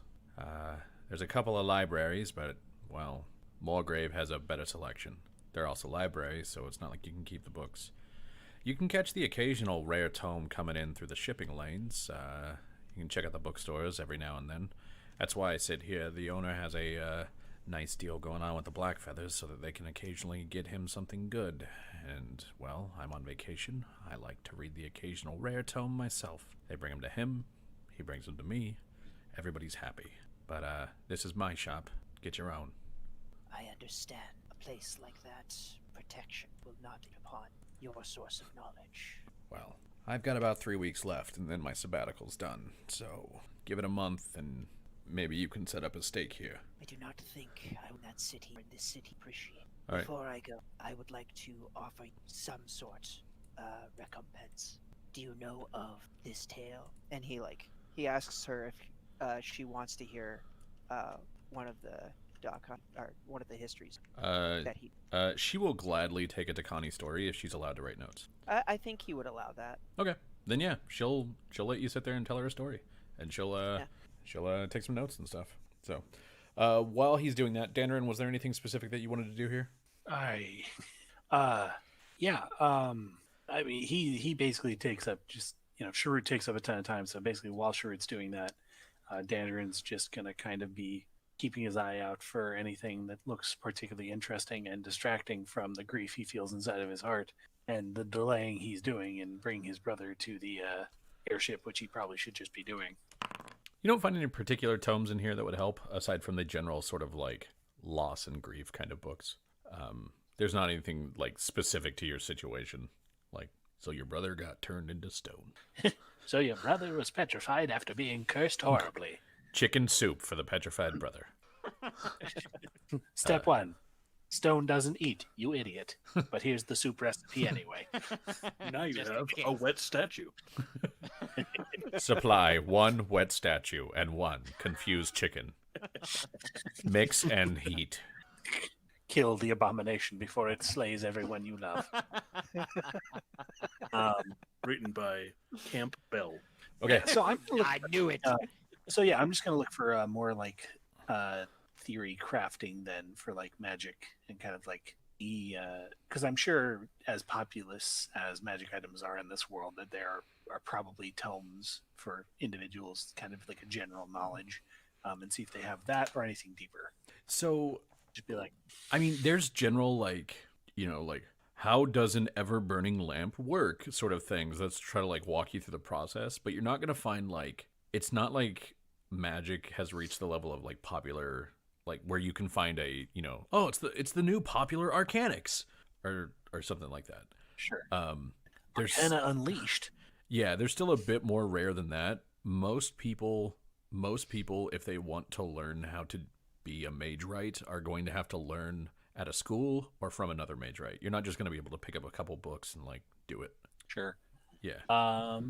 But But you can still find like, here's a book on like basic magical theory, but you need a teacher, that kind of thing. all right. I mean, Dandarin is kind of a savant. He might be able to buy that sort of stuff and like teach himself because PCs break rules. But yeah. PCs break rules.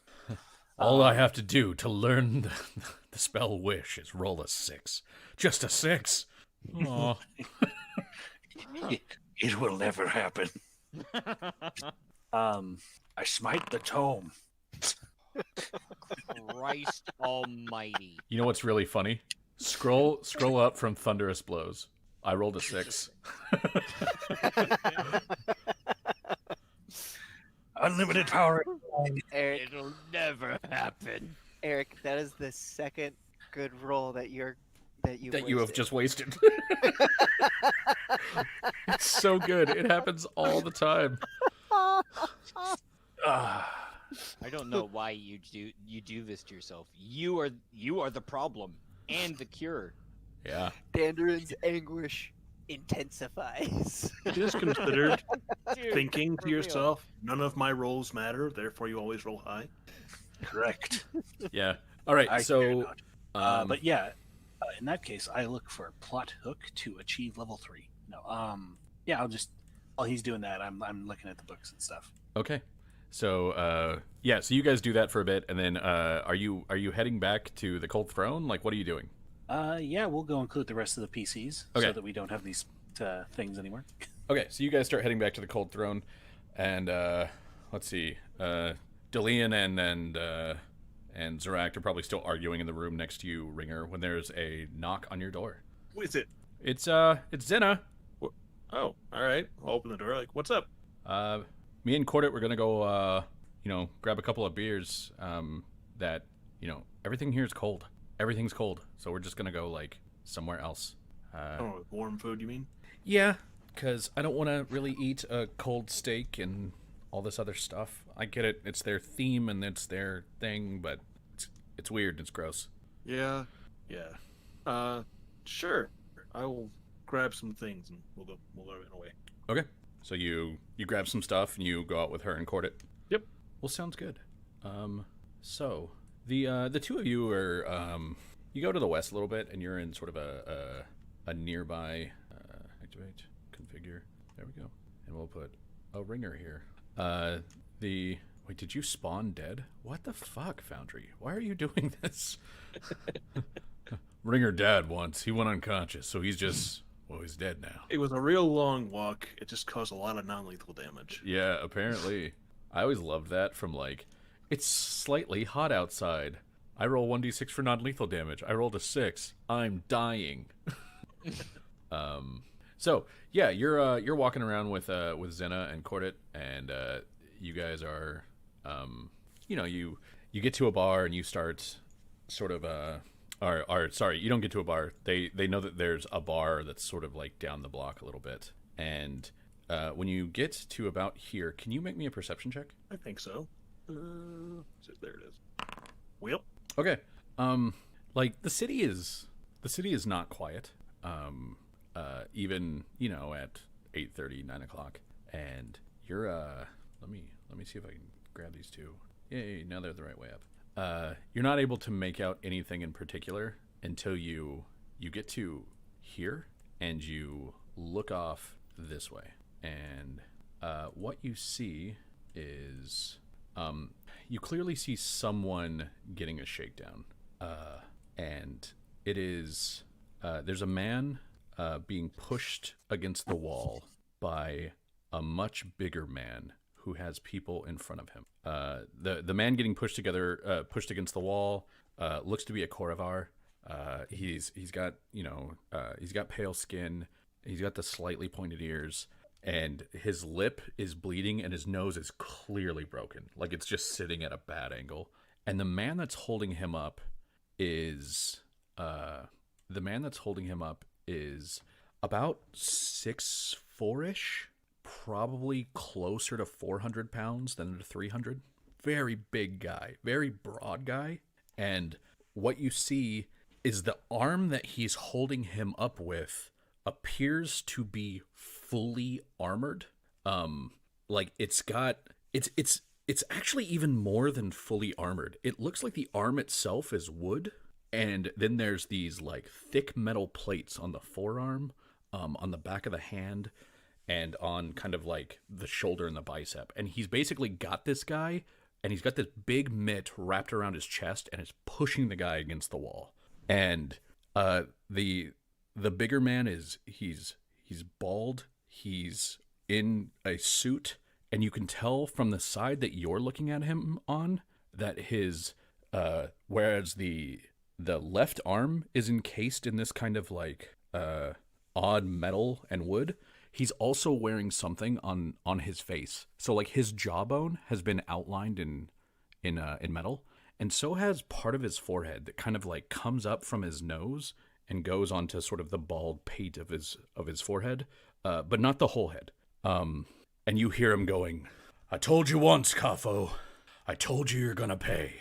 This is how this works now. We set the rules, you follow them, no one else bothers you. You break those rules, then you get bothered." And he reaches behind the guy, and you see that in the wall, he has apparently implanted, like he had hit it before you got there, what looks to be a meat hook, like a gaffer's hook that you would use to like handle fish at the docks. And he pulls it out of the wall, and he doesn't stab the guy with it. He's not hooking him. He just kind of like puts it up to his neck, and he's sort of just like moving his head around as he talks. And he goes, every week, we have to fight off the people in your streets looking to encroach on your territory. And every week, you give my men grief when they come to collect their fee. This stops now." And he pushes forward with the back of the hook, and you hear the man that he's pushing it into his neck kind of go, and then he pulls it back, and the guy gasps. The guy on the wall gasps for breath, and he says, "Tomorrow, you will pay, and you will pay double. If you don't, my men will tie your family into your house, and we will set it on fire. There are no more second chances for you. You pay or you die. I'm tired of this." Ringer, you recognize this voice. Mm-hmm. You know this voice. And he turns to you, like one of the guys sort of taps him on the shoulder and goes, "Sir?" And he looks, and they go, "We've got an audience, sir." And he looks over to you. Ringer's face is already blanched. Like, just hearing the voice was enough. And Zena's like, "What do we do?" And Cordet's saying the same thing, like, I think we back up. And she goes, "What do we do? Ringer, what do we do?" Ringer's brain is not here at the moment. Ringer.exe has stopped. And the guy takes a couple of steps forward, and you can tell now that what he's wearing does not seem to be armor. He is wearing a suit, but it looks like his left arm and some of the skin that he has showing, like the skin on his face and the skin on his forehead, have been replaced with, well, for his arm, it's clearly a Warforged's arm. For his face, it's just the metal faceplates that Warforged have. They've apparently been sort of pried off and then put on his face instead. And he's otherwise just a man in a suit holding a 3-pronged meat hook. And he looks to you and he goes, "Is that little Saul after all these years?" And just hearing the name, that makes him blink and return to himself. He's like, "Oh fuck, yeah, we're not just gonna back up, we're gonna run." And Ringer okay. just fucking takes off. Sounds good. He as you run, he goes, "Where are you going, Saul? I always find you. You know that." And then behind you, you kind of hear, "Take the boys. Get him." And I think that's where we're going to go on break. So we will be back in about 15 minutes. We'll say it. About 9:40-ish. And we'll continue. Well, not this, because you ran. But we'll continue other bits. So see everybody in 15. Okay. Exquisite throat feel. Exquisite Shut throat. up. Shut the fuck up, Mike. Masterful tooth cling. Exquisite throat feel. Exquisite Shut throat. up. You guys have the worst descriptors I've ever heard a person utter. You mean the best descriptors you have ever heard of? No, Noah. I said what I said. God, stop talking for me. Tooth cling and throat feel is just like, ugh.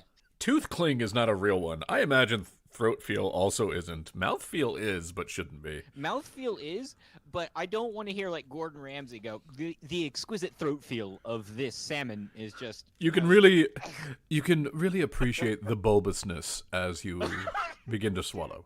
As it slides into the back of your gullet. Yes, wonderful, wonderful throat feel. Wonderful. The slimy texture that is almost like the flu snots. I recommend that each bite be only partially chewed. God. Is it deep dish snow? That's really what I thought you said, Noah. I thought you went outside and then came back and was like, and you were like, standing in the snow was fun, and someone was like, is it deep dish snow? I was like, what the fuck? So there's potential for us to get up to 12 inches of snow if things go really, really sideways. So, Yeah. so I was like, 6 to 8. yeah, I was like, so are we snowpocalypse yet? Does it look like it's coming down real bad, or is this just a? It's not coming down super bad. It was fairly light, but it's pretty consistent. Yeah. So Very consistent. if it keeps going like this, I would expect that we get probably 7 or 8 inches, maybe. I don't. It's not tough even to say. I snowing think at it'd my have house to keep anymore. up. I'd say it'd have to keep up like this for a while. Yeah. Into So tomorrow. it's thin crust then. Those are where you're at. yeah. It's very thin Oh. crust. Yeah. It's personal pan snow. Why are we? It's not even mean, a pizza, it's a casserole. Puffed crust. This is the kind of I'm this not is the kind of disagreeing snow with you, you would but- get at mods. Stuffed crust snow is when like it looks like you have a full blanket of snow, but it's a full blanket of snow on like a bed of rocks. Yeah, just gravel underneath. Or Yeah, dog it's shit. It's yeah, there you go. It's just That's even worse. It's just the two of them. It's just the gravel and the dog shit. Gotta love that tooth crack of the gravel. The tooth crack. Ugh. Well, you're eating gravel. That's what's gonna Yeah. happen. Let's be real. Snow with extra cheese is where you have that like hard layer of snow underneath and then that soft layer of snow on top. Oh, That's there you the- go. Yeah, where the Mhm. snow partially melts and then freezes and then it snows again. Yeah, exactly. Exactly. Yeah, exactly. yeah. Exactly. Okay, so it sounds like we're all back. Ringer, you're running. Is that it? Yep. Okay. You see people behind you, including the two humans that were standing next to Herrick, as well as a other group of humans that seems to be pouring out of the alley over here, and they're just kind of all running after you. What would you like to do? I don't know this city very well. I'm just gonna keep running until either I run out of breath or they do. Okay, can you give me a fortitude check, please, or a fortitude save? I believe I can do that. Fortitude. That's a 20. You don't say. I didn't Just say. looking at a slash there. Yeah. No, Ringer just turns back. Roll 1d20 plus 5, guys. Do it. Roll it. Ringer's now the Deadpool of the party. Okay, so this is going to happen at the Cold Throne, and it's going to happen like this. So, Sharut, you and Dandrin have basically just arrived from your guys' kind of night of hanging out and going to old bookstores Pleasant conversation, intellectual. with charming intellectuals. And you see, Yes, the ability to converse with individuals. you see Ringer running up, looking honestly fine. And behind them is Zena. Behind Ringer is Zena running, basically holding up Cordit in that sort of like, one arm over the shoulder kind of thing. She's still trying to move fast, and he's still moving his legs to try to keep it going. But there's clearly something wrong with the both of them. Ringer, you see Sharut and Dandrin right outside the inn. It looks like they're walking in. He would be like, get inside, and we're going to keep running. I guess. But why? Ringer doesn't wait to answer that question. He just keeps running. Okay. I'm going to look questioningly at. And And you see Cordit and you see as Zinna runs by you with Cordit. Cordit has a hatchet that's buried about half of the blade deep in his shoulder. This Sharut can't ignore that. But he doesn't think he can keep up with them either. Do we see who's following them or what they're running from? Not yet. I guess he would. I guess he would follow, because he needs to address that wound. Okay, sounds good. Dandrin will kind of keep a lookout, I guess. Okay. So Ringer and first of all, Ringer, put yourself where you are. Just on this map. Oh, sorry. Activate. I didn't activate the map. I was like moving your guys' tokens around and shit. Oh, that's very nice. Yeah, the game's been paused for a while. So Ringer would not stop here. He would run past this place. What do you mean? I mean, he would not go back to the inn. Okay. So here's your option. Would you like to have the fight alone, or would you like the party to be there with you? That's a very pertinent pause. Concentration is palpable. I mean, I'd rather have the party there, but So if also you don't- having the party there and actually having this fight involves going to where the party is because they are being homebodies. Gotcha. That's how this works. So Ringer, as Ringer just like runs to him, I guess. He doesn't run to his room. He runs to Boween's room. Okay. You go to He just Boween's starts room. Going Wow. He's just like, get everyone. And she goes, What do you mean? What's happening? We're about to have a very, very bad time here. This place might become a bloodbath, so you should get everyone. You see her reach under her tunic for a whistle, and she blows out a series of 4 notes. And then she grabs her tunic or her like sword and shield and runs over to Zarak's room. And yeah, Zinna will come over here and push a couple of the revelers aside, and then put Cordit on the table and point to you, Sharut, and go, "Get it out, heal him up." I mean, unfortunately, I don't have any more charges of my healer's kit, so we're going to be working on just What happened? salves. Zenna, what's going on here? I don't know. Somebody recognized Liar, and then he told us to run, and we ran, and they started chasing. Huh. So, okay. Zarak and Delian, there is an urgent knocking at your door. All right, I get up, put my clothes back on, or at least my trousers. Zarak is up as he's getting dressed. She opens the door. She stops, realizes what that looks like, shrugs. And Boween, you like open the door, and Boween like looks at him and looks at you and shrugs and says, Laya has returned, and he says that there is a bloodbath coming. We must protect you, Yes, but we must protect him too. Yeah. as you say. This one still needs to get dressed. It's not what it looks like. He's an ass. I don't care what it is. If So you'll you're come right, with you're me, right. please, I can get into my armor better if you help. Good luck. I'll be there soon. Zarak doesn't leave. Okay, Boween doesn't leave either. All right. Well, I finished getting dressed, and then I'm ready to go. Okay. For Cordit, he heals 6 points of damage, and his bleeding stops. Sounds good. And Uh, then Sharut go will ahead. take up. Ringer's going to basically go to the I guess the bartender. Yeah.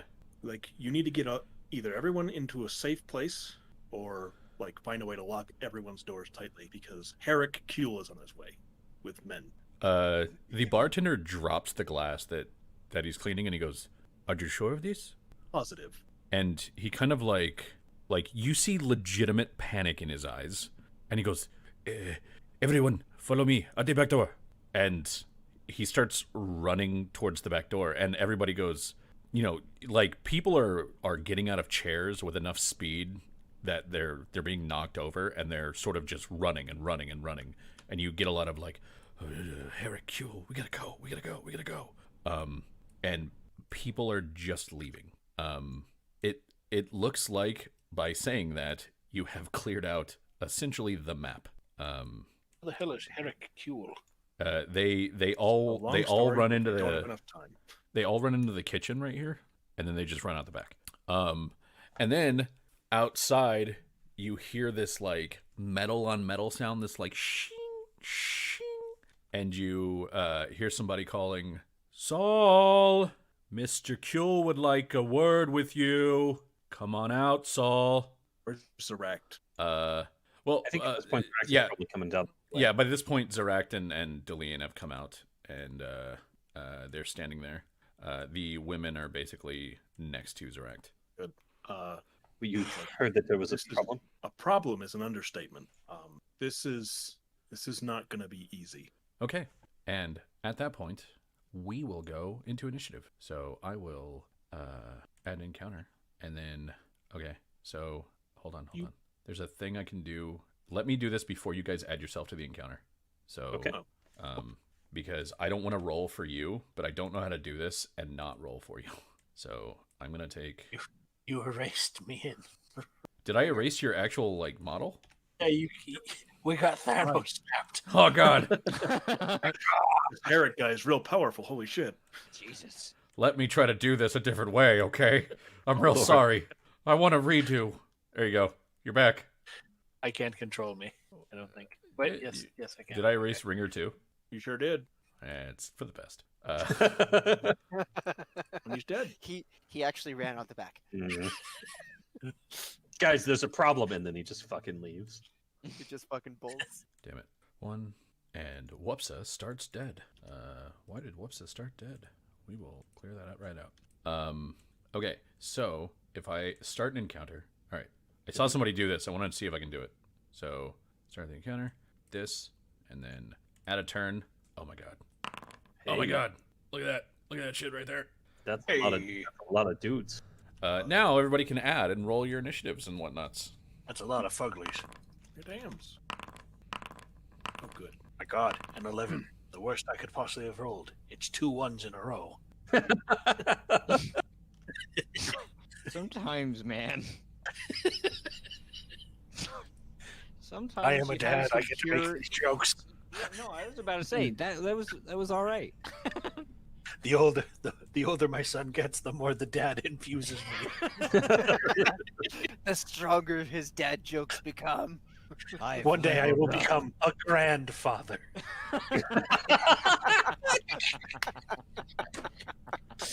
master of his trade. Eric is leveling up dad every year. God damn it. Oh, yeah. Oh. Oh. Oh, that was great. I I have the laughs. I'm imagining a chart similar to the like hyper business formal with the various stages of dad. Okay, so I'm gonna start the combat. Sharut, it's your turn. So I'm assuming they're gonna be coming into the building. So Sharut is going to tip over this table Okay. and use it as cover, and then he can't ready an action because that wouldn't be his move action. That would be his standard action, right? No, that would be a move action. Okay. You have some cover. You have a little thing of cover Okay. right there. And then he will ready for his standard action. If anybody gets in range, he's gonna start blasting. Okay, sounds good. This guy setting up range counter punches and everything. Setting up range counter punches. God damn it. If he moves, I'm gonna do a counter punch. Counter punch specifically says in range. Yeah, I got improved snapshot. It's like 15 feet. I'm gonna shoot him. All right, and that one. Which one is this one? Wow, this is. Where the fuck is this guy? He's like on here, but not on here. Oh, I don't have a thing so that I can like see him. That makes sense. If you want to attack, Sharut, go ahead. Is that as far as he can move? That's when you see him. Bugger. I want him to do, but okay. Only one in range increment out. Yeah, but it's technically a -4, I think, because I'm Minus doing 2 for the second range increment. Nothing Yeah. for the first. It's -2. Well, yeah, but it's barrage. So yeah, it'll be at a -4 total. So, okay, the first one is gonna have the flashbang. Okay. By the way, Ringer, you are on deck. You were the next PC to go. Does an 8 hit? No. Okay. How about an 11? Also no. All right. Those were his shots. Okay. So he's gonna walk up to there, and he does a similar thing. Since you just tried to shoot him, he tries to shoot you. He misses. Yeah. You see him level a very similar looking crossbow. And he takes a shot at you, and it hits the table. And he just looks at the crossbow and chucks it aside. And then he draws a weapon. Next, this guy. You hear someone go. Just said in that sort of like Metrol Syrian accent. One that manages to bring Saul down gets a bonus from the boss.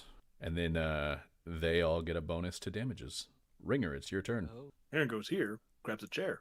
Okay. So it's a move and a move, I believe? Technically, I can pick one up as I move because of my sphere stuff. Yeah, but, I mean, so what are you doing? I'll ready a counterpunch. Sounds good. I ready a counter chair. Next I offer guy. him a seat. You guys all hear a crash, like windows breaking. I don't have to pay for him this time. It's fine. Ringer, however. Ringer ain't paying shit. Let's see. Who do we see? We do see Ringer. Nope. Another shot and a hand crossbow thrown aside. Dandarin, it's your turn. Two men just walked up, shot hand crossbows at Ringer, and then after shooting those, they drew weapons. It looks like they're both drawing what look to be axes. I run up and I say hello with my hammer in his face. It's a weird diplomacy roll. Of course. It's higher than a 2. It is. It's a 3. It's yeah. a whole 1 higher. I fucking give up. Jesus Christ. It's wasted My no next gold. character is going to be a spellcaster, and they have to make saves. That's all he's going to cast. Shit they have to save against. They only rolled 20s. Yeah, fucking of course they do. Okay. You run up, you swing. He sort of parries it with his axe, and then Zeract, it's your turn. Fantastic. Zeract, god damn it. No, Zeract has a chance to see the one just coming through that doorway over there on the left. Right? He hasn't come through the doorway yet. You can give me a perception check. You heard the glass crash, but he hasn't actually come through the door yet. It looks like he's cracked the door and he's prepping something, but he hasn't come through. So it's one of those where like the door's open about as wide as his face, and that's it. Zeract is going to ready in action to fire a shot if he tries to put anything through the door, or if he comes through himself. So if something comes through that door, she's going to shoot it. Okay, so if something comes through the door, you're going to shoot it. If he throws a flashbang, she's going to shoot it. If he moves himself into the room, she's going to shoot it. Sounds good. Zeract is ready in action. Next is going to be another thug. Why am I still on Zeract? Another thug. You Zeract guys, is the most thugs. you guys hear the crashing of windows. Next is this guy moves up, but moving up to here is about all he can do. So he's gonna move up to there, and then he's done. Next is gonna be Delian. Fuck. It looks like somebody has already taken out Cordit. He's pretty wounded on the table right now, and they're coming for someone named Saul. Whoever Saul is. Or But Cordit's a bud. Soul. Sorry. so- Sorry. Someone named Soul. My bad. Oh, again, whoever that is. But I'm gonna try to protect Cordit as best as I can because he did right by me. Okay. So I'll go up here and, anybody who comes close to this table is probably with ill intention. Okay. Sounds good. You ready in action to attack Sharut when he heals Cordit? Gotcha. I heard you. Yeah. Done. yeah. We all heard you. We know your murderous ways. God, shut. Yep. Don't worry. The way I'm rolling, I'll break his skull if you miss. Alrighty. And next, oh, I don't have these 3 added. Add. One. I will give them all a round right now as you're prepping your attack roll, Zeract. They are going to move into sort of a defensive line right here. Mm-hmm. Actually, I think it's going to be more like this with bowing kind of behind them. Yeah, that makes sense. Since they are armored and she is not. Mm-hmm. So now, man, this guy's even farther away. Sharut! Nope. And wait, there's a way to like pop out the encounter thing, isn't there? Or the initiative? That I'm not sure of. Man, we did it in like this other game that I was in, and I don't know how they did it. Ah, pop out? No, that's not it at all. It sounds like a really cool thing. It might have been a Yeah. If you right click on the if you right click on the fist, it pops out the initiative for you. Oh, that is pretty hot. Okay. Yeah, it's pretty nice. And then you can hit escape like I just did, and that makes it go away. Okay, so that guy's gonna move up to there and take a shot at Sharut, and it's gonna miss. This guy is gonna break a window and come into there, and then this guy is gonna break a window and go to there, and this guy is gonna go, man, the inside of that looks real crowded. I'm gonna come over here. And then it's the next round. So round 2, Sharut, it's your turn. All right, I'm gonna shoot on the guy that's in my range increment. Hey, look at that. Sucks for him. All right. But One sec. first, move action. One sec. Okay, go ahead. Okay, first move action. Create and apply poison. Okay. And then the first shot will be a flashbang 2, but it's actually a -1. Does a 15 hit? You have precise shot, correct? I do. A 15 will hit him. Okay. Please make me a 14. How dare you, sir? Question my ability to make fortitude saves? Peasant. Fine, I'll shoot him again. God's rolling against us. It's all 15s and above. As it has always been. The 9 will miss. Yeah, I think that would probably. And I think he'll probably call out, bottleneck them here. And yeah, that's what he's gonna say. I know. I'm doing it. I think it's more towards these guys. Speaking of, I believe this guy is the guy that's going. Oh no, it's that guy. Okay, I'm gonna make an acrobatics roll, and he's gonna end up right there. And I'm gonna attack Dandarin. He does not have flanking, by the way. Dandarin, he swings a hatchet at you. Does a 9 hit you, sir? No. So next is going to be Bowing, who will cautiously move forward. She's just going to move forward to there. And then after that is this dude. Dandarin, this man approaches you, and he's not holding something that you would normally consider to be a weapon. He's a lithe, small man, and what he is holding in his hand is a fish hook, like a gaffer's hook. And he reaches down with this and attempts to trip you. Is that your CMD? Let me see. Yeah. Okay. Did you roll fucking 19? Yeah. He has knocked you prone. He wouldn't happen to be a giant, would he? Not at the moment, and also not ever, actually. He's a human. You just had to give him hope, didn't you? Right, I guess I And tripped. He's sort of like he hooks the hook of the gaffer's hook around the back of your ankle, and he just pulls up real suddenly, and you have one of those like, I can follow my ass or I can do the splits right here and then follow my ass, so I might as well pick the one that lets me breathe later. And you decide to fall on your butt. And he looks down at you and he goes, "We just want the boy. Don't make this hard. Give us the boy and live, dwarf." Who the fuck are you? And who the fuck is the boy? Next, the boy. Ringer, what would you like to do? Nobody got close enough to you, man. They were too far Yeah, I away. know. So I wasted it. That's fine. I'll move up here, counterpunch anyone attacking Ringer, and also myself are my triggers. So, I have a chair. wait, anybody? You said anybody attacking me twice. Did you mean to say something I else? said attacking Ringer or me. Or, sorry, Dandarin. That's exactly what you said. Yep. Okay, Did I stutter? so Fuck it. if anybody attacks Dandarin or you will counterpunch. Yes. Okay, sounds good. Next is gonna be that guy, Zeract. So there looks to be a jar of alchemical fire coming your way. Hilarious. Can you please roll me an attack roll? It's very small, so you do have to like hit it. It's like shooting a bird. But yeah, please. Size DC, I'm sure. Yeah, it basically the size DC. But go ahead and roll, and you might hit it. An 11 probably does not. Yeah, that's not enough. So it looks like he's trying to throw it. It's not actually coming your way. It's just coming out. It looks like he's actually trying to throw it on Zinna. So Zinna will take 2 points of damage. Delian, you take 1 point of fire damage.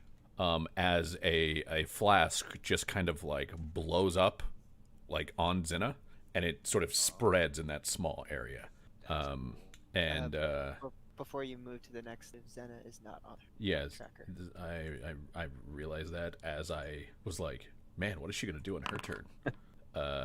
I'm gonna say that she was holding an action, and now she'll go in fifth. Holding a counterpunch.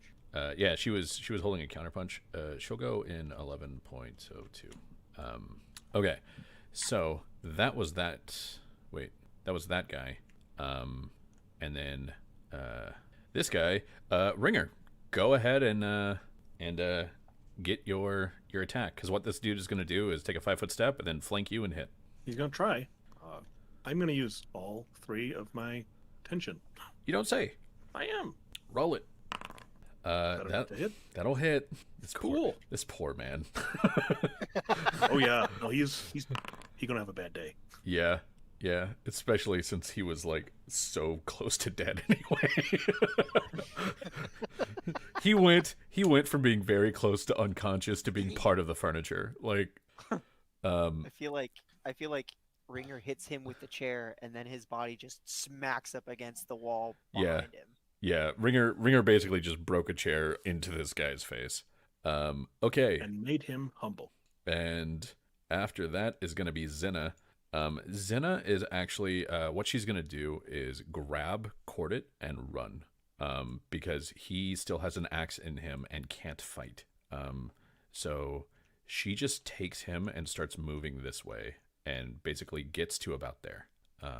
So that's what she does with her turn. Dandarin, it's your turn. What would you like to do? I'll stand up and provoke an attack of opportunity. Okay, this will actually provoke the 2 attacks of opportunity. So I'm right next to you. Guy number 1 will attempt to hit you. This is the man behind you with the hatchet. Does 19 hit you? Unfortunately, yes, because Ringer is standing next to him as well. Okay. Cool. That will be 10 damages. Ow. And the other guy is also going to take a swing. Does a 16 hit you? No. Was that a no? It was a no. Okay, cool. Yeah, sorry, didn't hear it. So the guy with the hook kind of swipes down at you and says like, just stay down, and you like raise the shield just in time and it clanks off there. But you have stood up and you are good to go. What would you like to do? Cool. Let's see. I'm going to attack. Yes, that's Okay. what I'll do. Who would you like to attack? I will attack. Damn it, this man. I do it. That. God fucking Jesus Christ. Yeah. Why do I roll dice? Sorry, man. Can I turn on my webcam and roll physical dice? No. Damn. Yeah, you'll you miss that one. And he will dance away from the blow or dodge it, knock it to the side with his hatchet. And then next is going to be Corley, who's going to charge that dude and hit him for 6. And next is Zarekt. All right. Getting into melee seems like a questionable option, but I think it's kind of the only thing that's available. Nah, she's going to keep firing at that asshole in the door. He's probably got really good cover, but... So if you're trying to shoot at him... So at this point, he does have cover, but the door is open. He basically like kicked the door open and then threw a bomb. Okay, then I'm going to shoot him. Okay. 6 won't work. Yeah, no, it won't. Okay. But if I don't say I'm going to shoot him confidently, it definitely won't work. I understand, yes. Next is this one, who is going to take a step out and, seeing Dandarin there, is going to swing a hatchet at Dandarin. And whiff. And next is this one. Ringer. Give me an intelligence check. 1 second. Oh. Hey. You recognize this person moving forward, this Korvar, as Asmon. Asmon was not part of Kuhl's gang in Metro. He was actually part of one of the gangs that Kuhl just sort of like beat up on all the time. But you know, time changes a person.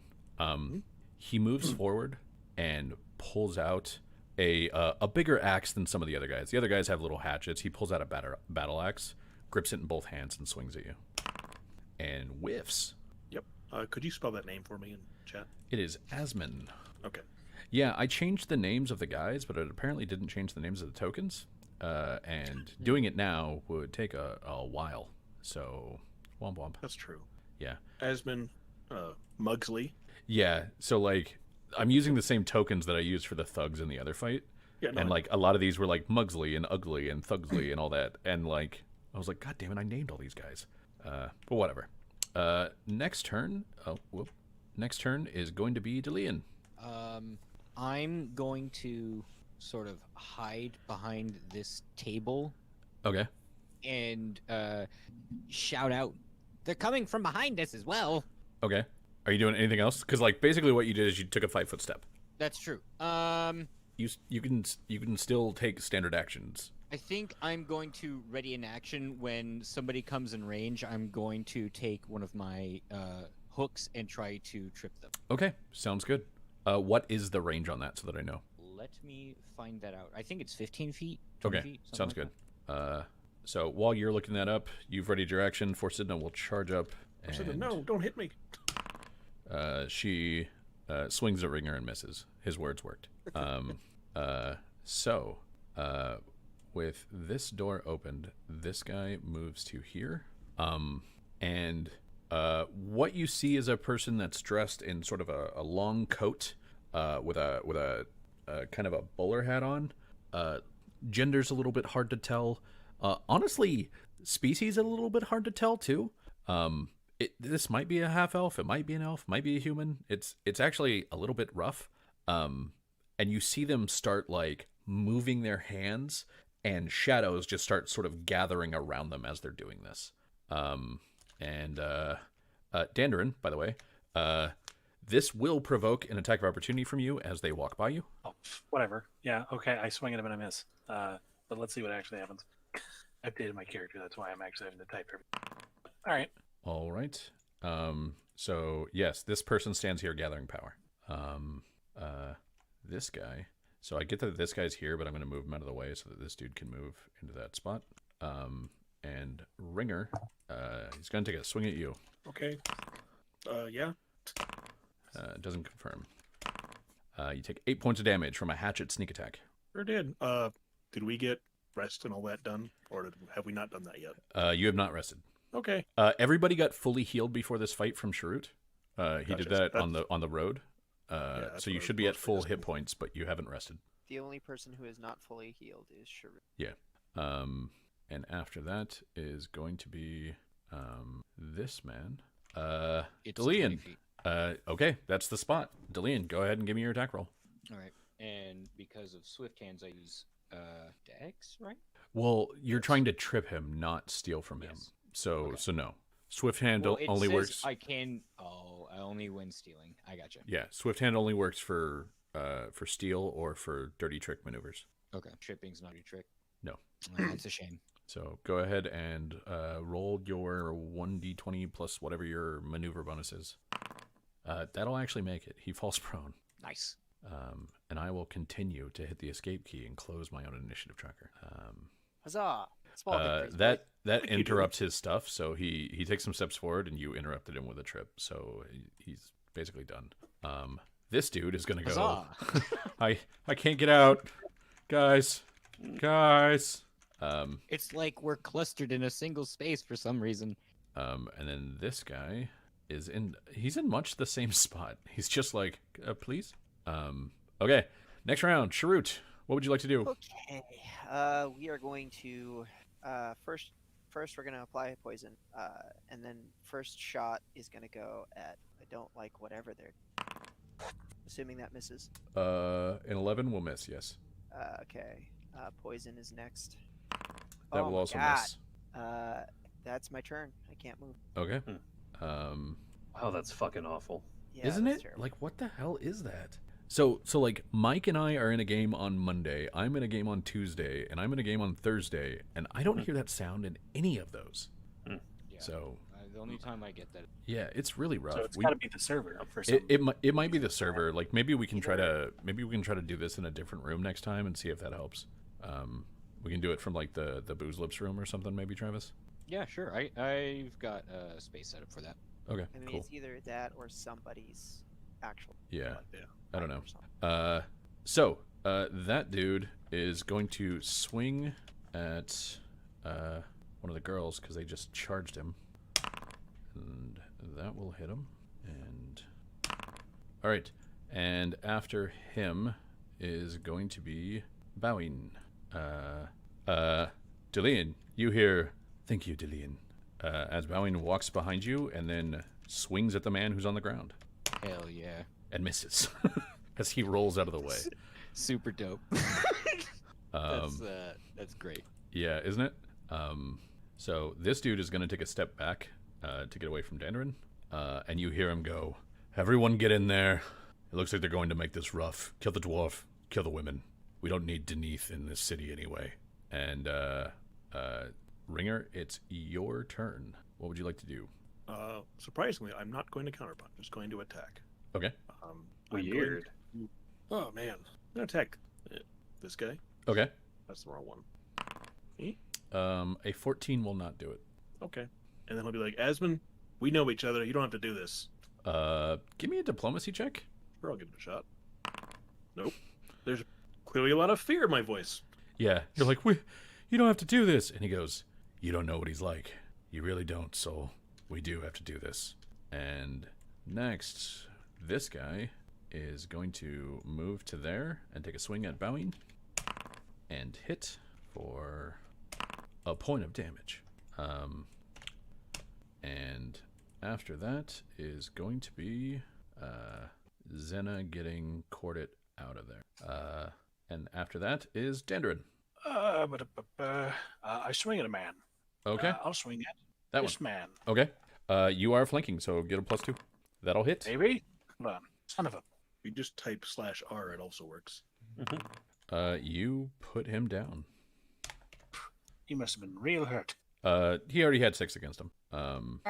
And you have a movement, but I'm assuming that you don't want to 5-foot step away or something. Kind of want to step here. Okay. So with the body there, you can do that, but it won't be a 5-foot step because difficult terrain. Oh, all right. If his corpse is going to make a difficult terrain. So basically, you'd provoke, but you'd be provoking from that dude and that dude. Yeah, no. Okay. I'll just stay here then, I guess. Sounds good. And after that is going to be Corley, who will swing at this in person and hit. Yikes. Sorry, I have to math a thing. Wow. Okay. So, Whoopsa loses the gather power. You guys see, basically, it looks like a lot of your shadows sort of flit back to your feet as Whoopsa loses the power that they were gathering. And way to go, Corley. Very nice. Zeract, what would you like to do? Free action. She's gonna drop her crossbow. It's a move action to pull the Morning Star out. Yeah. So no, your BAB. If your BAB is 1 or more, you can pull You can pull as a move action, like as part of the movement. okay. If you're a medium BAB class, then your BAB should be at least 1. It is at this point. Yeah. Yeah. So you can draw the weapon as part of the movement. Okay.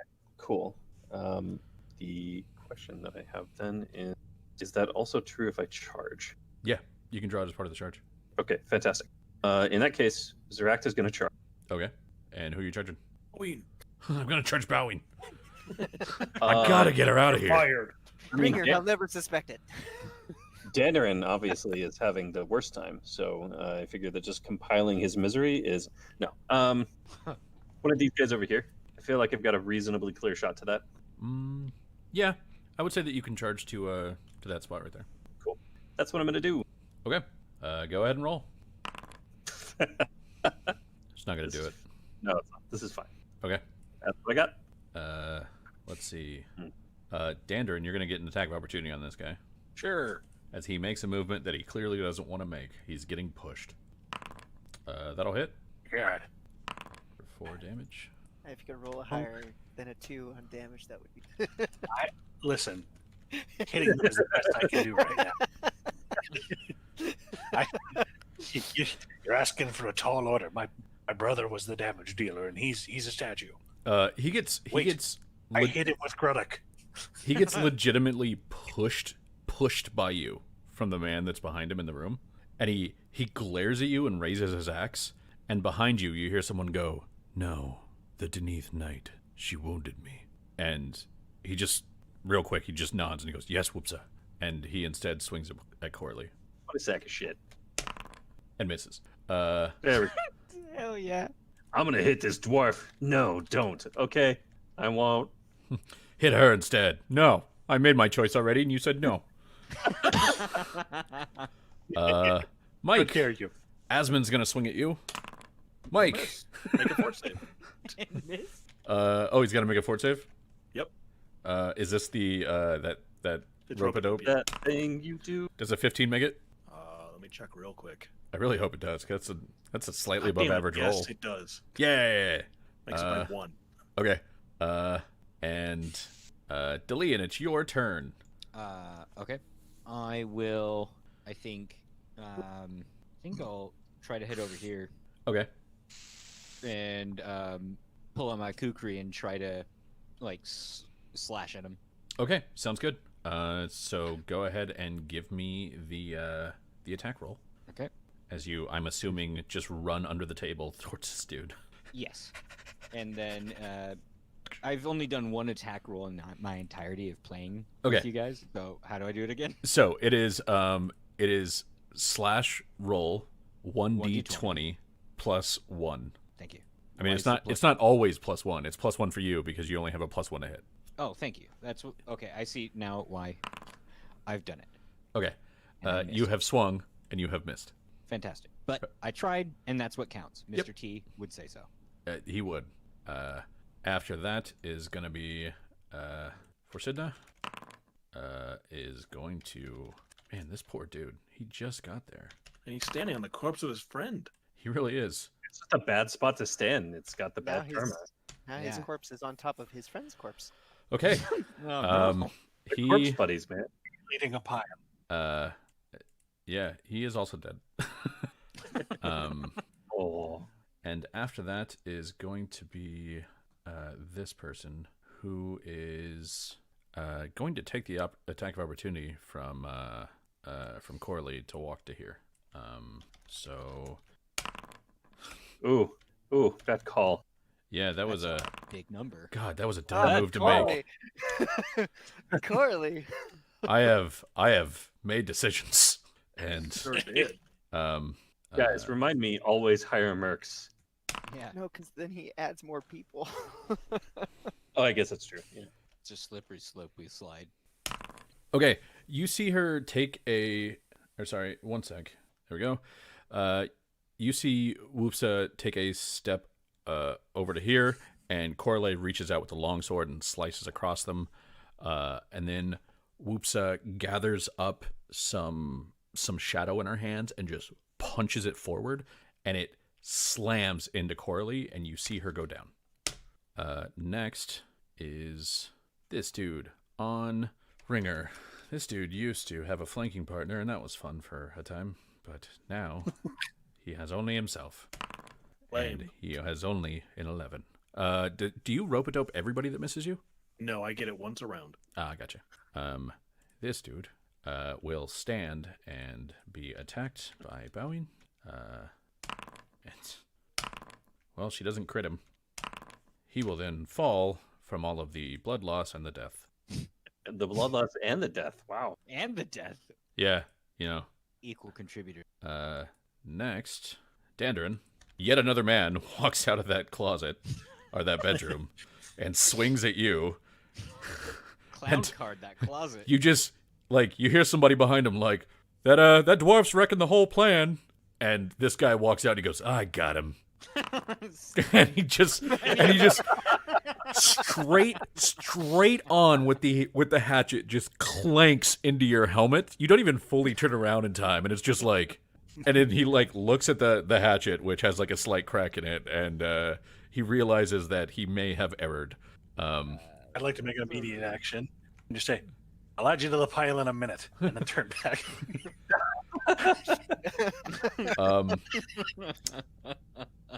This guy has an entry now, and he is also going to try to hit you, Dandrin. And an 11 is not going to do it. 19 is not... What is it, 18? 18, 19? It's not that high in armor class, but man. Top of the round... Level 2 is pretty good. Top of the round, Sharut. Okay. Okay. Same All right. thing. Okay. All right. Okay. Same thing. Stupid. We're gonna apply poison. First shot is gonna be at Whoopsa. It's gonna be at Whoopsa. First shot is gonna be a flashbang. Okay. He is within range. Does a 17 hit? Does a 17 hit? Yes. Yes, a 17 does hit. Okay. If he's still alive, please make me a fortitude. They, sir, if they are still alive. Oh, if they are still alive, forgive me. Does a 15 make it? Just make it. Okay. Okay, and then Ford is not the save for this person. second shot. 21. 21 will hit. That's 5 points of damages to the Whoopsa. And another fort save. Yes, Does a 23 make it? that makes it yes. Okay. So that was 11 points of damage total. Okay. Because you hit with both, right? Yes. They're not looking great. And then Bowing. It's Bowing's turn. Bowing will move to flank with Delian and swing. That's gonna get an attack of opportunity. Bowing will not move. 5 foot step. She should be fine, right? It's Unless 5 foot step in a difficult. difficult terrain. Yeah, that's fair. Yeah. If there's like a body or like a chair in that area, it's difficult terrain. Makes sense. So she'll just miss. Next is this man. He will try to cast. Why does it say Zeract over here? Oh, because Justin's pointer's there. Ringer, Dandarin, Forsidna, and Corley need to all make a will save. The DC of this will save is a 14, so you'll know if you made it or not, and if you want to spend your dices or not, or your points or whatever. Corley and Forsidna both fail. I'm gonna spend 2 of my tension to gain bonuses to save. Okay. There's the one. God damn it! Of course I didn't need it. Okay. Dandarin. Actually, it's everybody but Ringer. You all get a -1 to your AC as you feel like you should dodge less. Next is going to be Ringer, the undodging. He who could face tank the world. Ringer's just going to continue to attack. You don't say. I am. There's no extra plus there. That's gonna miss. Okay. I was attacking this guy. Man, this dude has some options here. We got a shifter, and we got a dude. He's gonna 5 foot step here, and I'm gonna swing at Delian. Does an 18 hit you, Delian? Sure. Take 3 points of damage from a hatchet. Oh, how dare he? And he keeps looking over his left shoulder like he's considering the door. And next is gonna be Dandarin. I pick a man. Which man? Oh, Ooh, that's that that man. man. Okay. And then It's been a minute. attempt to replicate this miracle. Crit. No. Nope. Anything else? No. Okay. Actually. He's down. Oh no, wait. Yeah, she's down. What am I doing? So Corley does not go. Zeract, it's your turn.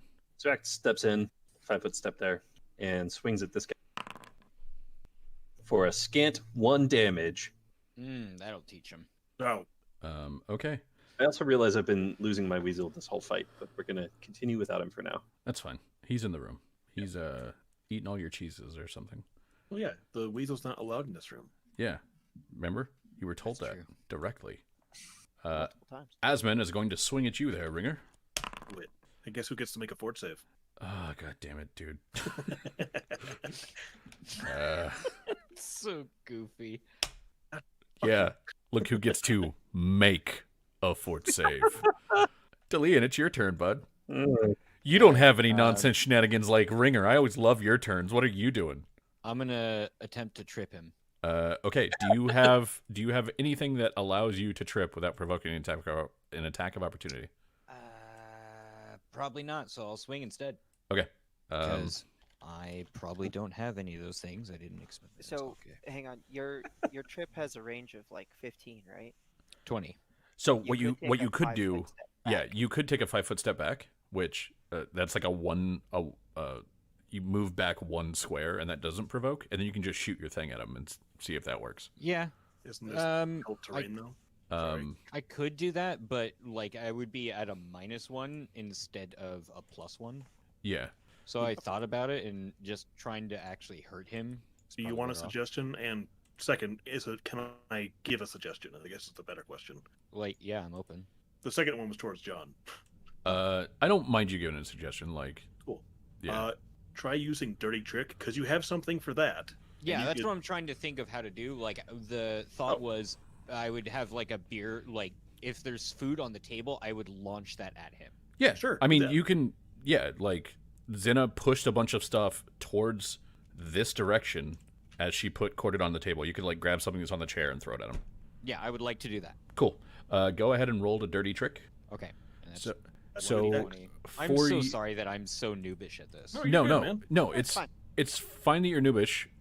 We probably sometime this week we should figure out what you do during combat and then like work out Yeah. the math so that you know what you're doing. I would like to, yeah, I would like that because this is probably very revealing to everybody. So go ahead and roll. I believe baseline for your math it should be about 1d20 plus. I'm gonna say +6. So roll a 1d20 +6. Actually, it'll be +7. So we'll just add that Okay, in. that's a that 19. will be enough to hit him. So Dirty Trick has some fun options, but generally the most useful one is I blind him. Yeah, that was what I was trying to go for. Because since we saw he was looking at the door, let's make sure he can't find it. Okay, cool. So yeah, you'll be able to blind him for 1 round. So he is currently blinded. Which, by the way, being blinded super sucks. You you lose your dex bonus. Everybody gets a +2 to hit you because you don't know to dodge. Like blinding somebody is You have a 50% mischance on your attacks. blinding somebody is incredibly helpful. Yeah, it is. I super appreciate it.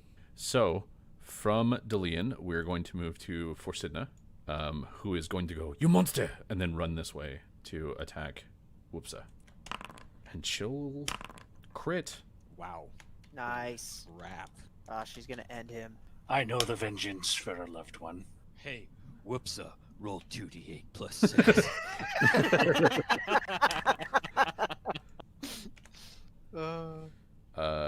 So that would be a 45. I can't believe he's just floating into the ceiling. He's trying to clip through like Skyrim. I mean, at a certain point in height, he's just going to crush himself against it, and that's fine. Yeah, eventually, I'm fine with that too. eventually you leave the skybox, and that's and then everybody Now laughs. you're out of bounds and no one can save you from that. So yes, she runs up and just does a hard swing into Whoopsa's. Like basically, the sword makes it into the midsection, and Whoopsa goes down. And after that is going to be this guy over here who's going to attack Delian. Or no, attack Ringer. No, actually, this dude is going to make himself a acrobatics check. Does a 24 beat your CMD there, Ringer? Probably, yeah. All right. Then Sure he's does. going to attack from flank because he's going to move over here. Does a 14 hit with your -1 to AC? He doesn't get the minus. no. Yeah, he doesn't. Oh, Ringer. yeah, Ringer didn't get the minus. Or Sidna. Womp womp. Okay. And Ringer, you had someone basically just like cartwheel over you and swing his hatchet at you, and you lifted a hand and sort of moved it away. And he's just like, the fuck? Nice moves, kid. Nice moves, kid. Dandarin, A man is going to attack you. Does an 18 hit you? Nope, because I'm the only one who's threatening him, so artful dodge counts. So no, even with a -1. So it's not if he's the only one threatening you, it's if you're the only one threatening him? Correct. It's I have to be the only one attacking that person. And it's so dumb, because I've double-checked it. That is what artful dodge is. It is wonky dodge. If you were the only character threatening an opponent, you gain a +1 dodge bonus to AC against that opponent. That is nonsense. I like it. Correct. All right. Correct. Your character is absolute bullshit. Next guy. That guy is also going to swing at you. He does not get flanking. Why does it say unexpected token error? The fuck? He's already dead. Okay. No clue. I can move him. Can I roll for him? There we go. Does a 10 hit you? We'll move on. Sharut.